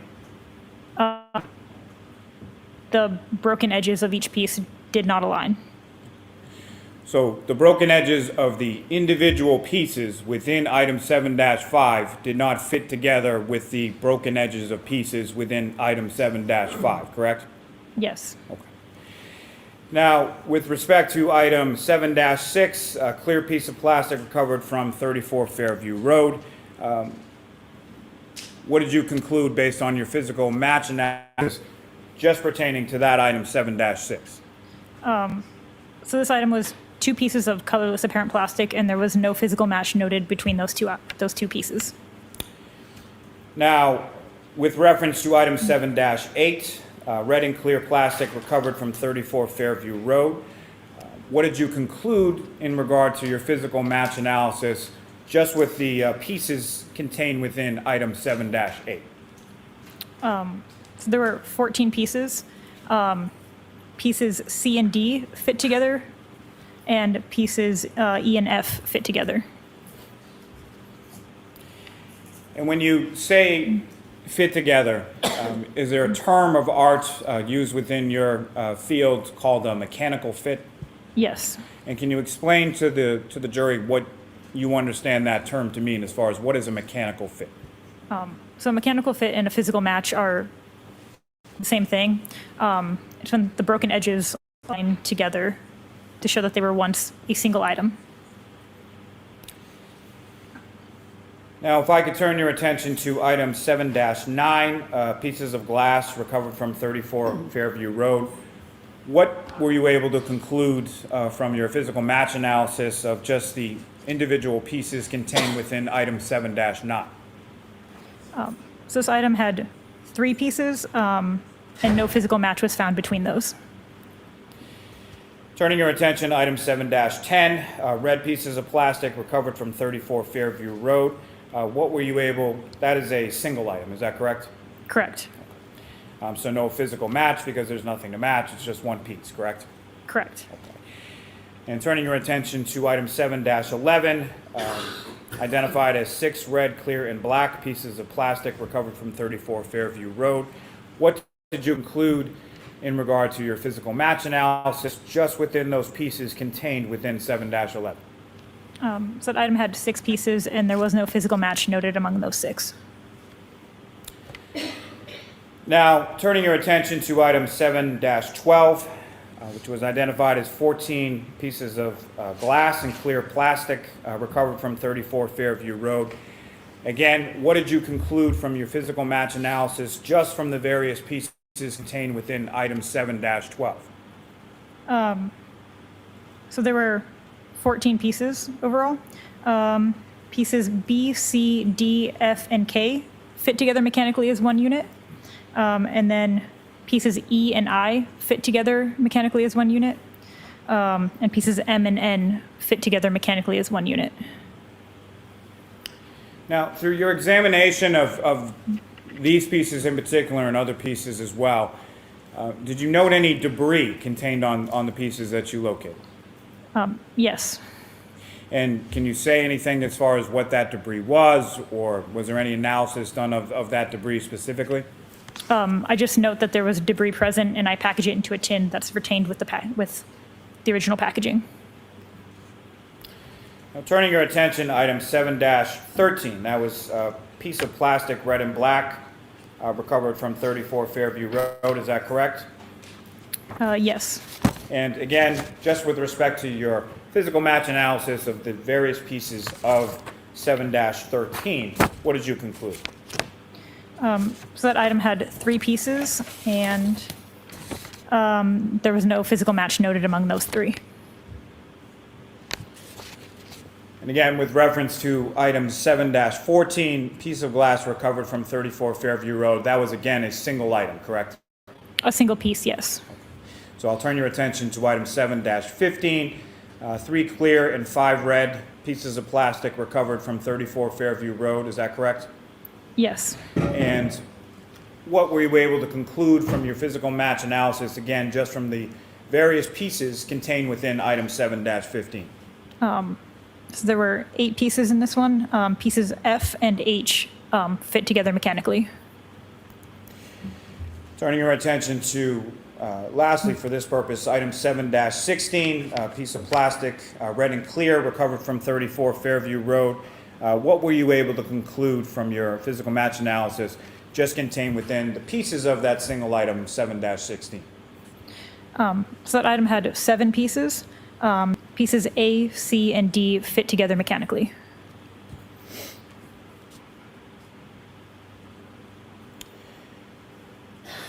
Now, Ms. Vaillier, once you had examined each of those pieces individually, what did you do next in your analysis? Next, I compared all of the inter-questioned, these items 7-5 to 7-16. I compared them to see if there was a mechanical fit amongst those, between those items. Mr. Lally, is this a good place for our break? It's perfect, yes, Your Honor. All right, jurors, we'll take our morning break. We'll see you back here in about 15, 20 minutes. Ms. Vaillier, you can walk out right with the jurors. Just rise for the jury. And can I see counsel for a minute, please?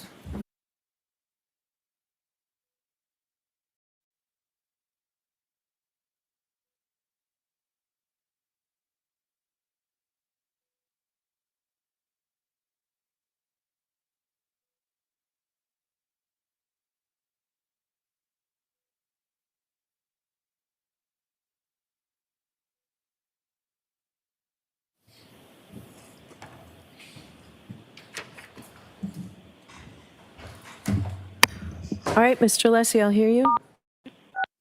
You are unmuted.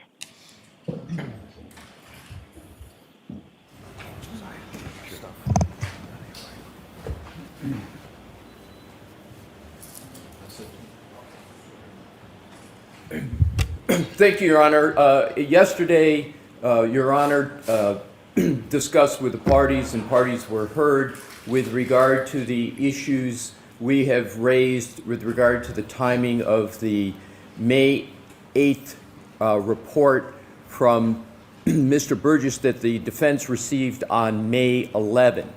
And what I wanted to do, Your Honor, is briefly provide the information Your Honor asked for yesterday, which was how much time we might need under various circumstances. Okay. And so I wanted to take a few moments to put that in context. It will only take me a brief amount of time to do so. So, Your Honor, there is a timing issue, but there's most importantly a substantive issue. I will not, of course, go into the detail of yesterday, but the timing really is informed by the substantive issue. And so, with regard to the matter, we went back and we looked at more deeply the effect of this timing and this movement of the what has been referred to as clock drift in Mr. Burgess' report that we got on May 11th. I spoke of the significance yesterday, and here's what I would like to add as is relevant to the time we're going to need. I again urge the court to reject it substantively, because what we did was we went and we looked at matters such as the cross-examination of a key witness in this case, Jennifer McCabe. She testified with regard to observing a vehicle at 12:45 a.m. And that's a significant point. I know I don't need to elucidate for Your Honor. All of this is going in significant part, if not total part, to what has been as alleged a collision here, which we vigorously contest. No collision ever occurred. But the timing of it, the timing of what's alleged by the Commonwealth is very important. The seconds are important. Literally 1 second can turn not only the Commonwealth's theory completely around in circles and debunk it, but also the jury's analysis of it. And this is the point I wanted to elucidate today, is that the jurors have been provided information, and the defense has aimed its defense on this claim based upon, in large part, timing. So now we have on May 11th, Mr. Burgess changing the timing. So what does it affect? Not only witnesses like Jennifer McCabe, who we crossed, we strategized with regard to, but also my decision to not even cross Trooper Garino, because Trooper Garino had testimony with regard to when Ms. Reed connected with the Wi-Fi at One Meadows, and there's a certain time associated with that.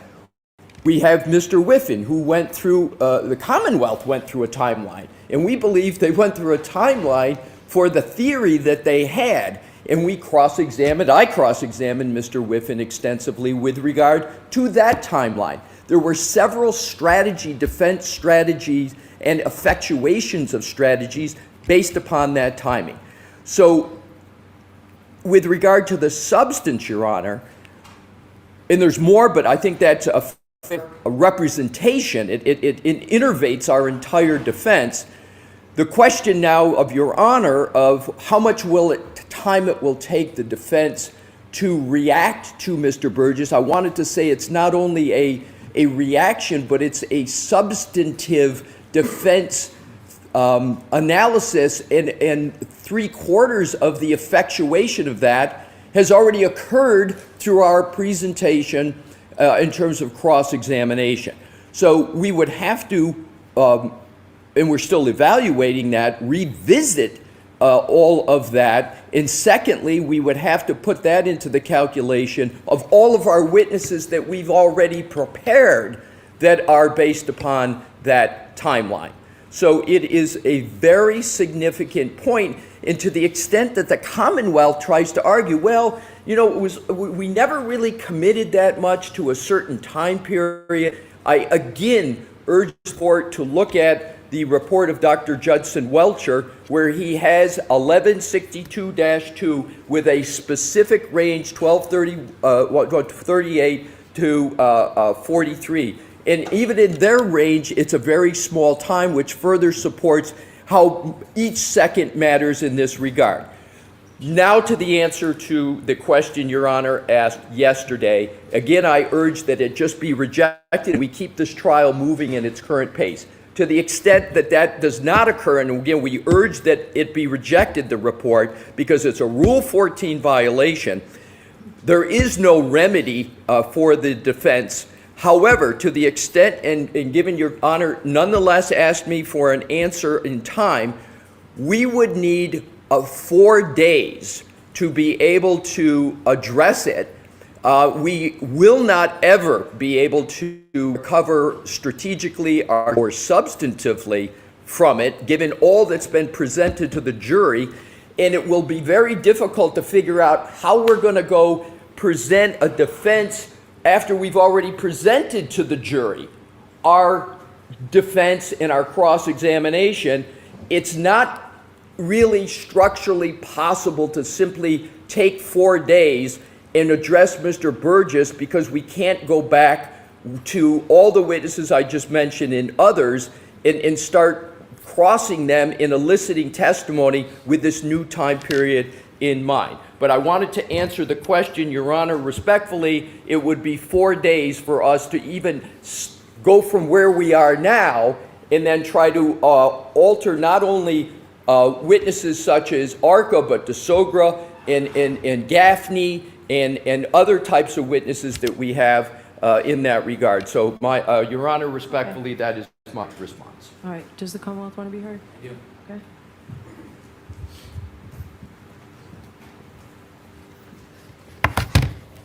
Respectfully, Your Honor, the defense is very confused. They attempt to confuse the issue. They attempt to confuse Your Honor about what the impact would be. This has never been a change. The government is not changing their timeline. The Commonwealth is not changing any information. The Commonwealth is not offering anything that affects in any way the testimony of witnesses. It's notable in the argument there is no relationship to the facts or the actual report that was provided.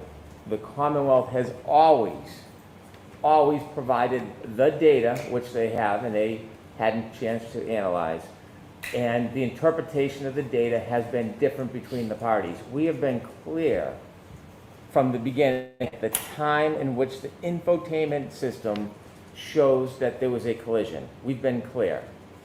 And the data has been clear. That has never changed. That data in the telestream system is based on a clock in the Lexus, which both sides know full well is different than a clock in an iPhone.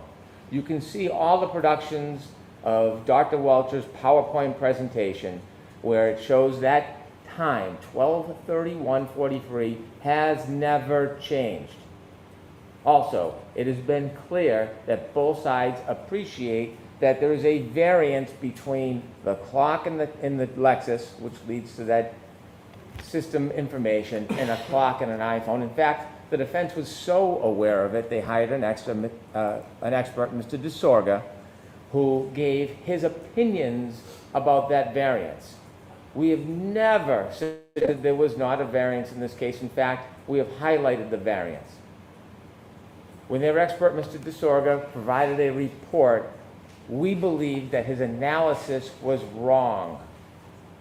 And so we looked at the variance and the data that was available from the telestream system and John O'Keefe's Waze data that was on his phone that was always available to all of the experts in both sides.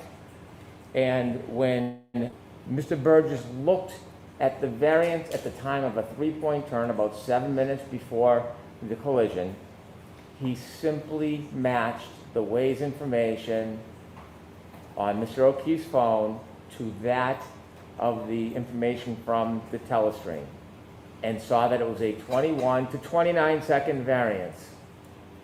all that data was available to the defense because their expert made an improper conclusion is not our fault. This does not change the testimony of anybody.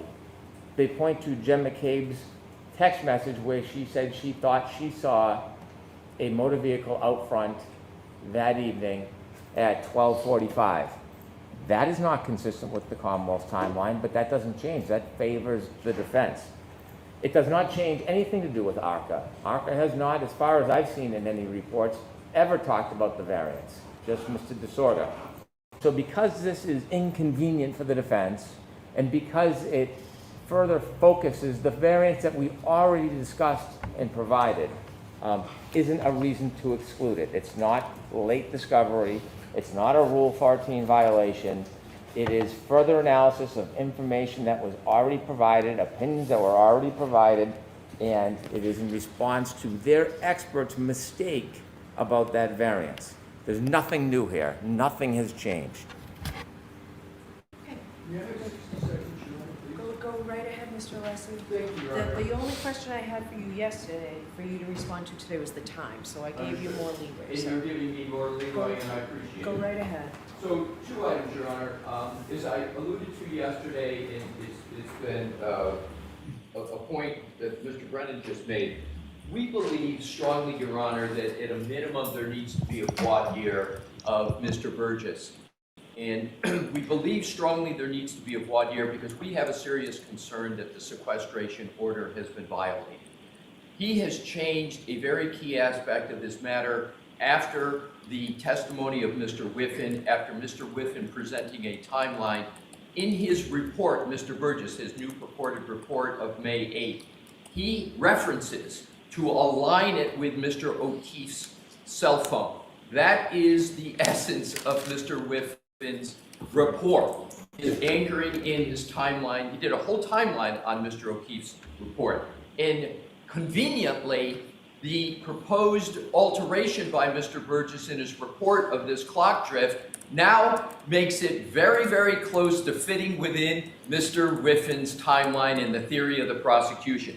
At a minimum, we need a voir dire to ask Mr. Burgess, why did he do what he did? Another reason for the voir dire. Mr. yesterday said, we were surprised to get the report. That further makes great concern as to why Mr. Burgess did what he did. Lastly, Your Honor, with regard to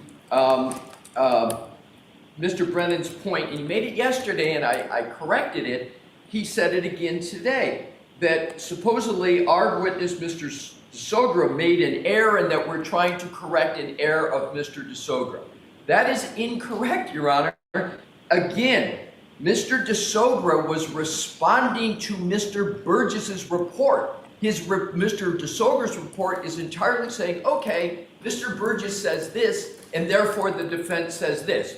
Now Mr. Burgess is changing what he is saying. So it is completely incorrect to say that Mr. DeSogra is trying to correct an error. That would require, again, Mr. DeSogra to change what he has done. Final point is this.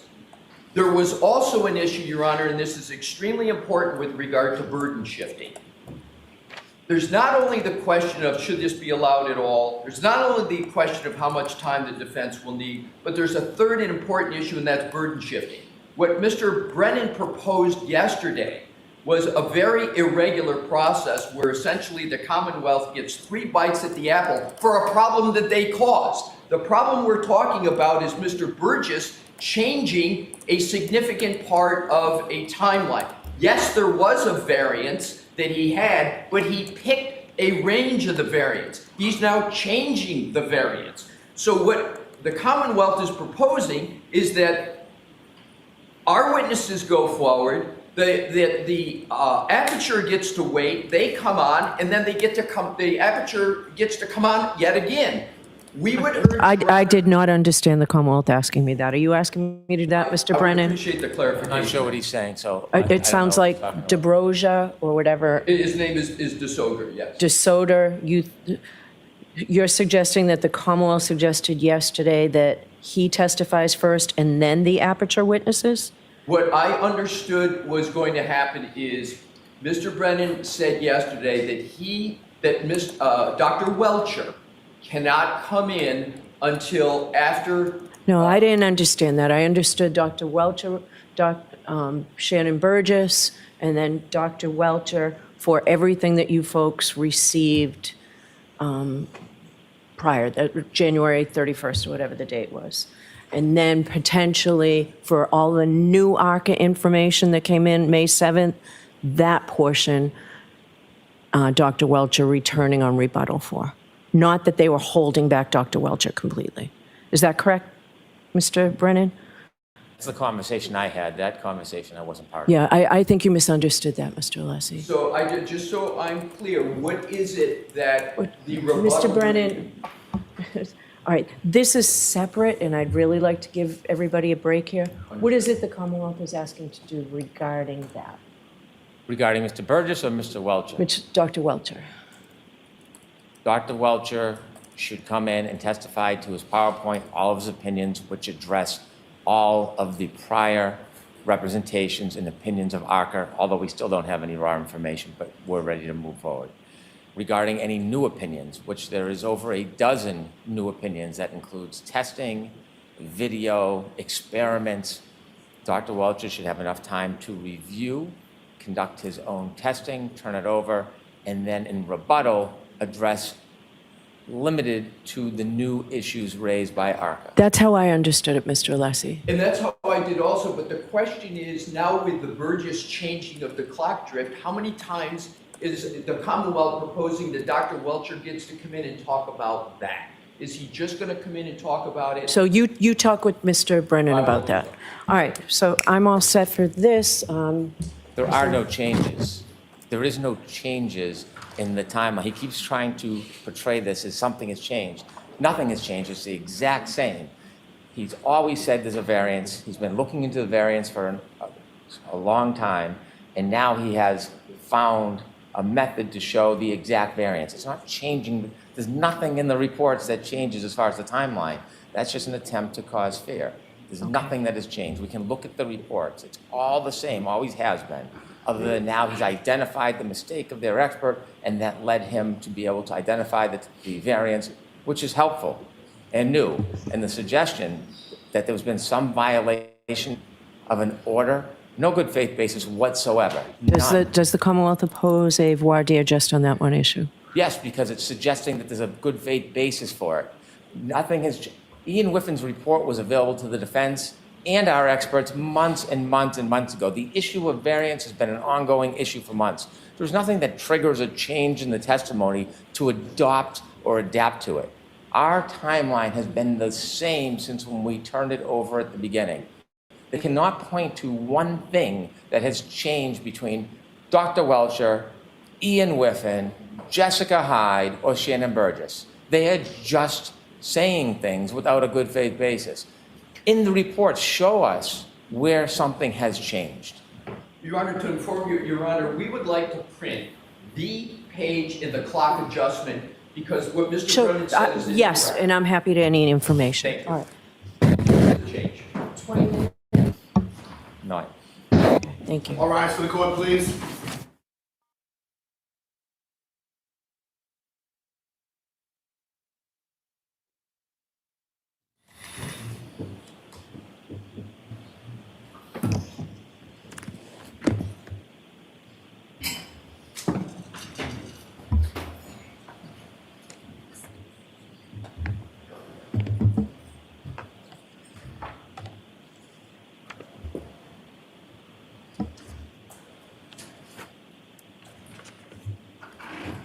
Court is in session, please be seated.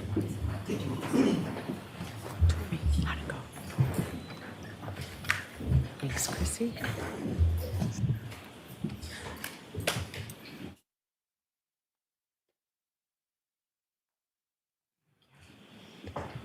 All right, so Mix Vaillier, I'm going to ask you that you speak right into your microphone when you answer, if you could, please. Okay. Thank you. All right, Mr. Lally, go right ahead. Thank you, Your Honor. Now, Mix Vaillier,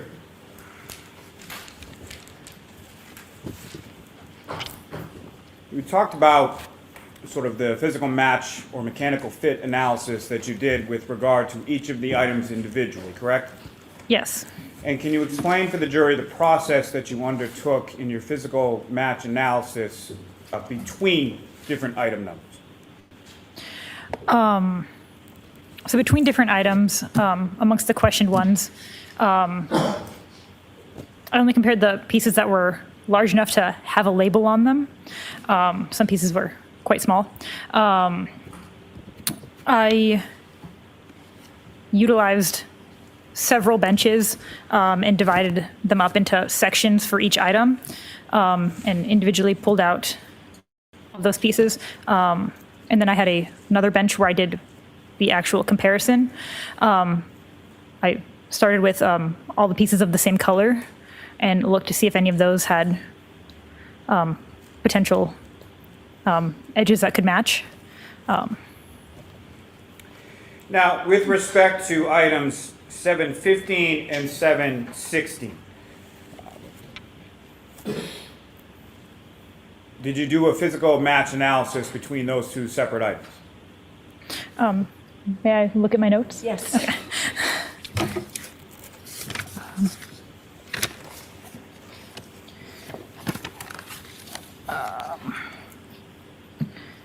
Yes. And what, if any, conclusions did you come to in relation to your physical match analysis between item 715 and item 716? Two pieces from item 7-15, F and H, fit mechanically with two pieces from item 7-16, F and G. And what, if any, conclusion were you able to draw with reference to the physical match between pieces from item 715 and pieces from item 716? Those four pieces were at one time together as part of a larger unit. Now, Ms. Vaillier, what physical match analysis did you do with reference to items 7-6 and 7-11? So one piece from item 7-6, piece B, fit mechanically with one piece from item 7-11, piece D. So those two pieces were at one time together as a larger unit.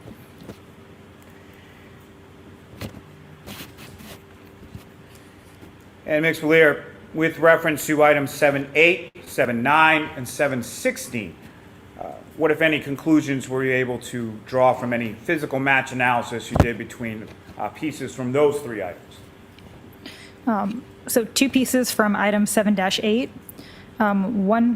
pieces C and D, one piece from item 7-9, piece A, and one piece from 7-16, piece E were found to have a mechanical fit. So those pieces were at one time together as a larger unit. Lastly, for this section, at some point did you do a physical match analysis for the glass pieces in items 7-12 and 7-14? Yes. And what conclusions were you able to draw from your physical match analysis between 7-12 and 7-14? There was no physical match between the glass pieces from, or apparent glass pieces from 7-12 and the glass piece from item 7-14. Now, Ms. Vaillier, are you aware that there was an additional analysis that was done with respect to glass pieces and other glass pieces that you didn't examine in your analysis at your lab? I know that there was other trace work done. I'm not sure exactly what the work was. Okay. And do you know who performed that additional trace work? Christina Hanley. And who is she to you as far as in reference to your work at the lab? She's my supervisor.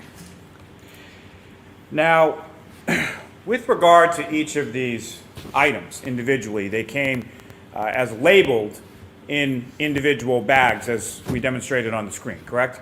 Yes. Okay. And with respect to those bags, did you note any particular date associated on the front of those bags? That's documented in my photos. And all I'm asking here is that with respect to each of those bags of items, whether they be 3-1, 7-4, 7-5 or 6 or 8, many of those bags had different dates on them, correct? Yes. Okay. And when you received those items in that bag, you essentially removed the items from those individual bags, placed them on the table, and examined them, correct? Yes. And that examination included a microscopic examination? Yes. Now, with respect to any of those items, there were some items that pieces within the same bag that had the same date on that bag did not fit together mechanically, correct? Yes. However, there were items from one bag collected on one date that did fit mechanically with items from another bag collected on another date. Is that correct? Yes. Now, if I could turn your attention to item 3-1. Again, for the jury, what is the physical description associated with item 3-1? Item, passenger side taillight, Massachusetts 3GC 684. Now, did you perform a physical match analysis with pieces from item 3-1, 7-5, 7-6, 7-8, 7-10, 7-11, 7-12, 7-13, 7-14, 7-15, and 7-16? I compared them, yes. And what, if any, conclusions did you come to from your analysis, your physical match analysis between item 3-1 and all of the items beginning with the number 7? There was a physical match with, do you want me to list? If you all could, of them? please. Okay. So 2 pieces from item 7-5, 4 pieces from item 7-8, 1 piece from item 7-10, 4 pieces from item 7-11, 2 pieces from item 7-12, 2 pieces from item 7-13, 4 pieces from item 7-15, and 4 pieces from item 7-16 were found to fit mechanically with item 3-1. And what, if any, conclusions were you then able to draw from your physical match analysis between item 3-1 and each of those respective items beginning with the number 7? Those pieces were once together as part of a larger unit. May I approach, Your Honor? Yes.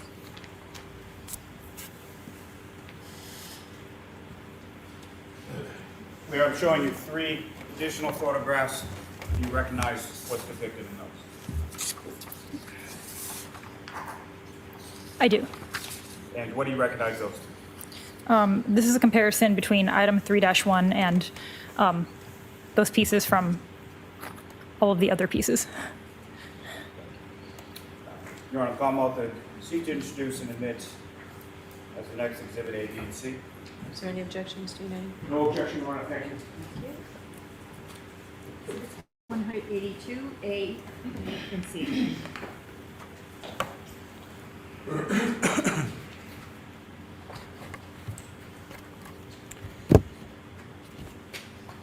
And may I publish, Your Honor? Yes. Ms. Gilman, if I could have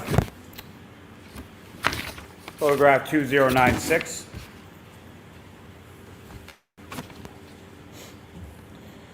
Ms. Gilman, yes. If you could even zoom in just a little bit more on the item itself. Ms. Vaillier, what are we looking at in this photograph? So those pieces that I labeled from item 7 all of those, they all fit together mechanically into this piece. And as far as earlier you were testifying as far as the label maker and the different various pieces that would label throughout the process of your physical match analysis. Do you see these in this photograph as well? I do. And where are they located with reference to the reconstructed piece above? They're those little white rectangles on the piece.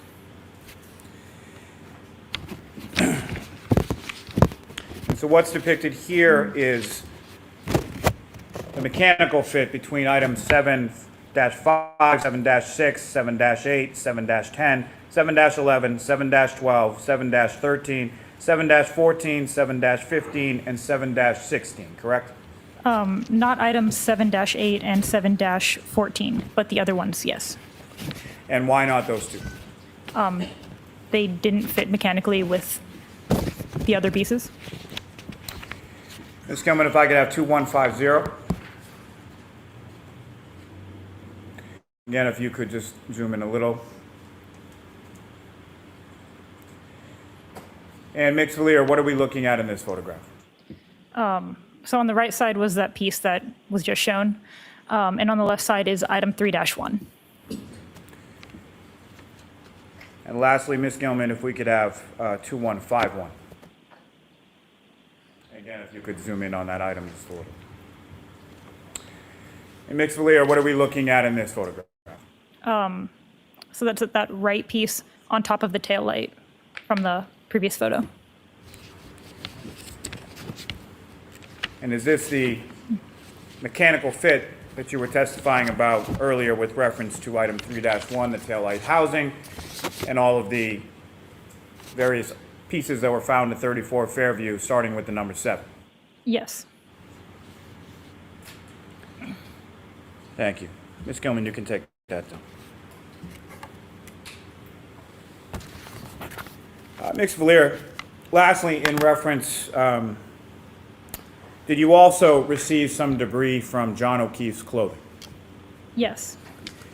And Mr. Officer, we can have the lights back on. Thank you very much.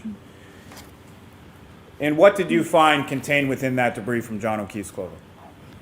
So it was 5 different items. So it was debris collected from, labeled as coming from the clothing. There was mostly debris, some apparent fibers. Were there any pieces of apparent plastic contained within the debris? Yes. Was there dirt contained within the debris? Yes.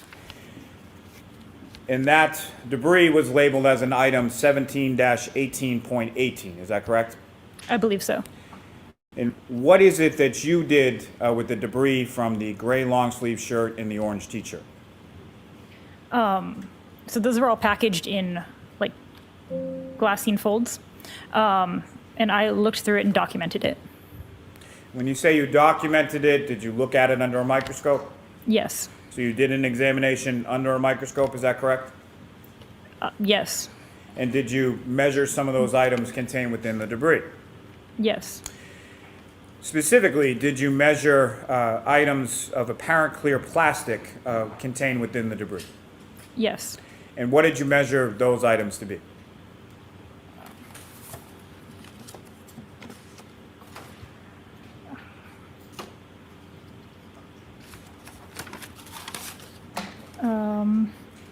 The piece of clear apparent plastic was approximately 1/8 inch by 1/16 inch.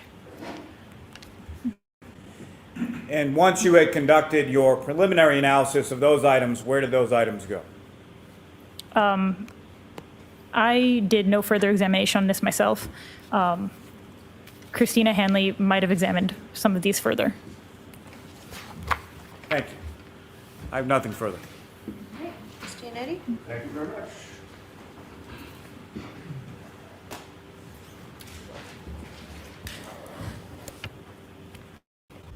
Good afternoon. Good afternoon. I'd like to first talk fairly briefly about your reconstruction of the taillight to which you've testified.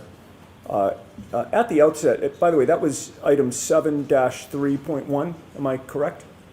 Sorry, for which one? That's the taillight, this 7-3.1, am I correct? 3-1, I believe. 7-3-1? The taillight is item 3-1. Oh, 3-1, I'm so sorry, okay. With regard to that particular item, your lab has different departments, correct? Criminalists who do different things, correct? Yes. You are aware that there are scientists in your lab who do DNA analysis, for instance, correct? Yeah. Yes. And with regard to the order of processing items, is the DNA analysis done before or after you get the item? It's usually before. Okay. In this case, it was before, am I correct? I believe so. Were you made aware that there were 3 contributors of DNA to that taillight, 3-1? I'll allow it. When you made aware of that. No. Once you reconstructed the taillight, you'll agree with me that it was missing a piece, correct, or pieces? There was an empty spot on the overall reconstruction, yes. Were you ever provided with any pieces of taillight that would have filled in that missing spot? No. Were you ever provided or told about any pieces recovered from 1 Meadows Ave in Canton? No. Were you ever told about a collision at 1 Meadows Ave in Canton? Sustained. In any case, you'll agree with me, there was no glass in that taillight at all, correct? Within the taillight, I classified them as apparent plastic pieces. There's no glass as part of the taillight, correct? I mean, it depends on what you call, like, the bulbs usually have glass as far as I'm aware. Those are very, very thin glass though, correct, those bulbs? Yes. All right.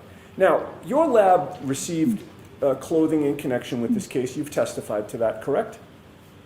I received the debris labeled as coming from the clothing. I never saw the clothing at all. Right, but you're aware that your lab received clothing before the debris got to you, correct? Yes. And your understanding was that that was John O'Keefe's clothing in which he was found on January 29th of 2022, correct? It's labeled as coming from him. I'm not sure of the date that it was found. Okay. You understand the procedure that goes on at your lab when it receives evidence? Yes. And you know that once clothing is brought to your lab, it's given evidence numbers, correct? Yes. And then one of your colleagues at the lab handled the clothing and or examined it, correct, before it came to you? Yes. And your understanding is that one of your colleagues retrieved debris from those items of clothing and then packaged it in a fold before it got to you, correct? Yes. You then open up the fold and you look at the debris, correct? Yes. You never saw that debris inside the clothing, correct? Correct. And the pieces of clothing that come in are given evidence numbers when your lab receives them, correct? Yes. For instance, the orange t-shirt was given or was named item number 7-17, Yes. and the gray long sleeve shirt was item 7-18, correct? Yes. And your lab is accredited, correct? Yes. There is a complete chain of custody from the moment the clothing was brought to the lab to when the debris was removed from the clothing, ultimately to when you're in court today handling the items, correct? Yes. Our in-lab chain of custody extends from when we receive it to when the submitting agent, it is returned to the submitting agency. Okay. And you have complete confidence that the chain of custody at your lab is effective at making sure that the evidence does not get lost or mixed up or contaminated, right?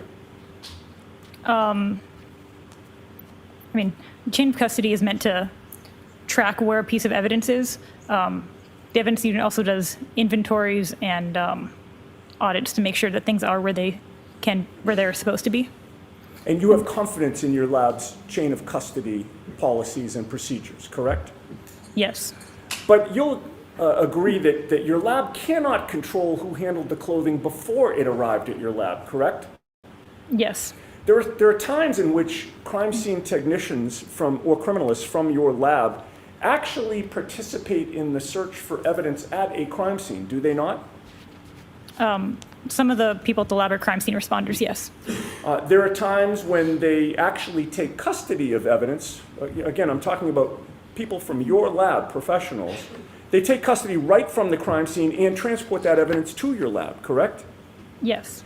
In those circumstances, your lab would have a complete chain of custody from discovery to seizure to testing or whatever comparison you're doing until you release the items, correct?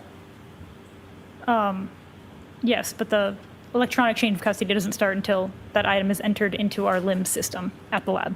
Right, but when it's entered in, it would be entered in as having been seized by somebody from your lab, correct? In the hypothetical that I'm giving you. Yeah, there's an evidence submission form that says that this crime scene responder submitted it to the laboratory. There are other cases, however, when the evidence is brought to your lab by the police, correct? Yes. Local departments have access to your lab? For evidence drop-off, yes. The state police have access to your lab for evidence drop-off? Yes. And in this case, it was not a criminalist or other professional from your lab who seized the clothing and brought it to your lab, correct? I'm not sure. Do you have a record of that in your report in terms of who it was that brought the material to your lab? I could look at the evidence submission form to see who. With the court's permission? Yes. Okay.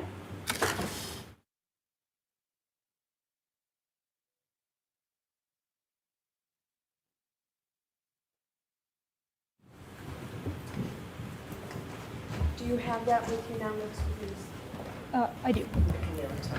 All right, go ahead, Mr. Manning. Having reviewed your reports, can you testify to the jury about who it was that brought this evidence into the lab? So you can tell us. Okay. Okay. So submission 7, all the items that are 7-, was submitted by Trooper Michael Proctor. Were you aware of the date of the incident that gave rise to this case? Yes. And what was that date? January 29th, 2022. Were you aware that the clothing that you received was seized from the Good Samaritan Hospital that very day? No. What date was the clothing brought to your lab?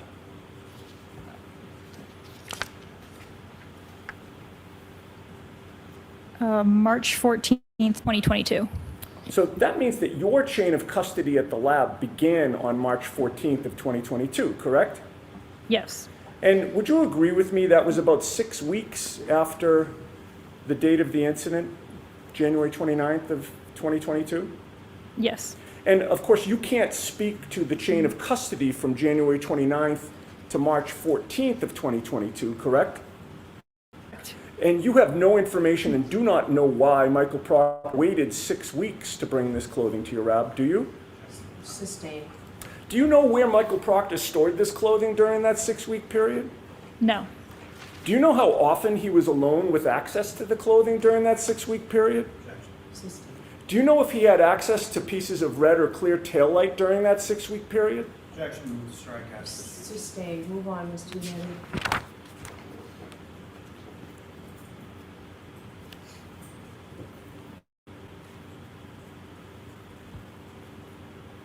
You were not present when the clothing was seized, correct? Correct. You did not have custody of this clothing from January 29th of 2022 to March 14th of 2022, correct? Correct. You do not know what was done with the clothing before it arrived at your lab, correct? You've covered this, Mr. Manning. Move on, please. One last question. You cannot vouch for how the clothing or taillight pieces were handled before they got to your lab, correct? I cannot. Anything further, Mr. Lally, or are you all set? I'm not curbing it. No. Very good.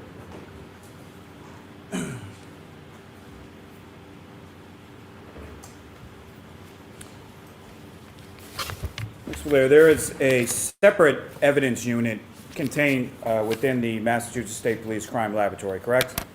Correct. And fair to say you have absolutely nothing to do with that, correct? I'm not a part of that unit. And so your responsibility as far as chain of custody is concerned is from when you retrieve the item during your analysis and then when you return the item to the evidence unit, correct? Correct. And from that analysis that you performed, you found that there were 10 items, starting with the number 7, that were a mechanical fit to 3-1, the taillight housing from the defendant's vehicle, correct? If it's 10 items, I don't have, I could count them. As far as all those items beginning with 7 that you went through or elucidated on your direct examination, each of those were a mechanical fit to each other and then to the taillight housing in 3-1. The pieces that were previously stated, yes. Nothing further. All right, Mr. Lucia, you are all set.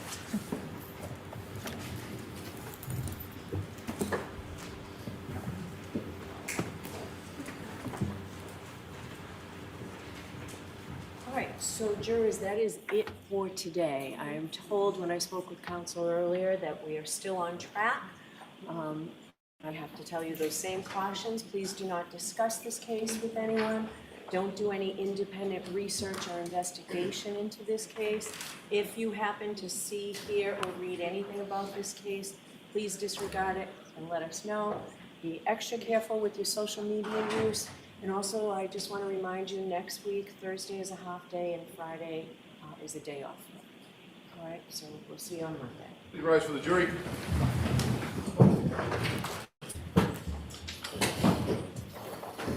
Yeah.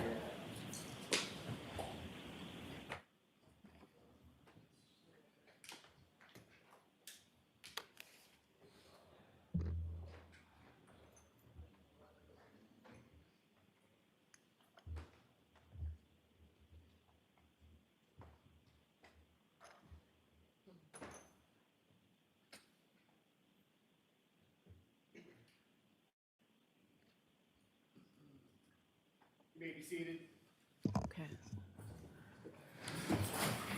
So before we recess, I appreciate that council provided me with the information. Mr. Leslie, I got the 2 reports that you had that were incorporated in what the Commonwealth had given me a few minutes before, but I appreciate that it was pointed out here. We've had full argument on this yesterday and today. My findings for the record are that the defendant has not persuaded me of undue surprise or unfair prejudice by this information, and I don't find that there's delayed disclosure. Of course, all of this is ample game for cross-examination, certainly as to what Mr. Burgess knew, what he looked at, why he looked at it, when he looked at it, why he changed his report, and violation of the sequestration order is all for cross-examination, and I will give you a lot of leeway with that, Mr. Alessi, but I'm not having a voir dire on that.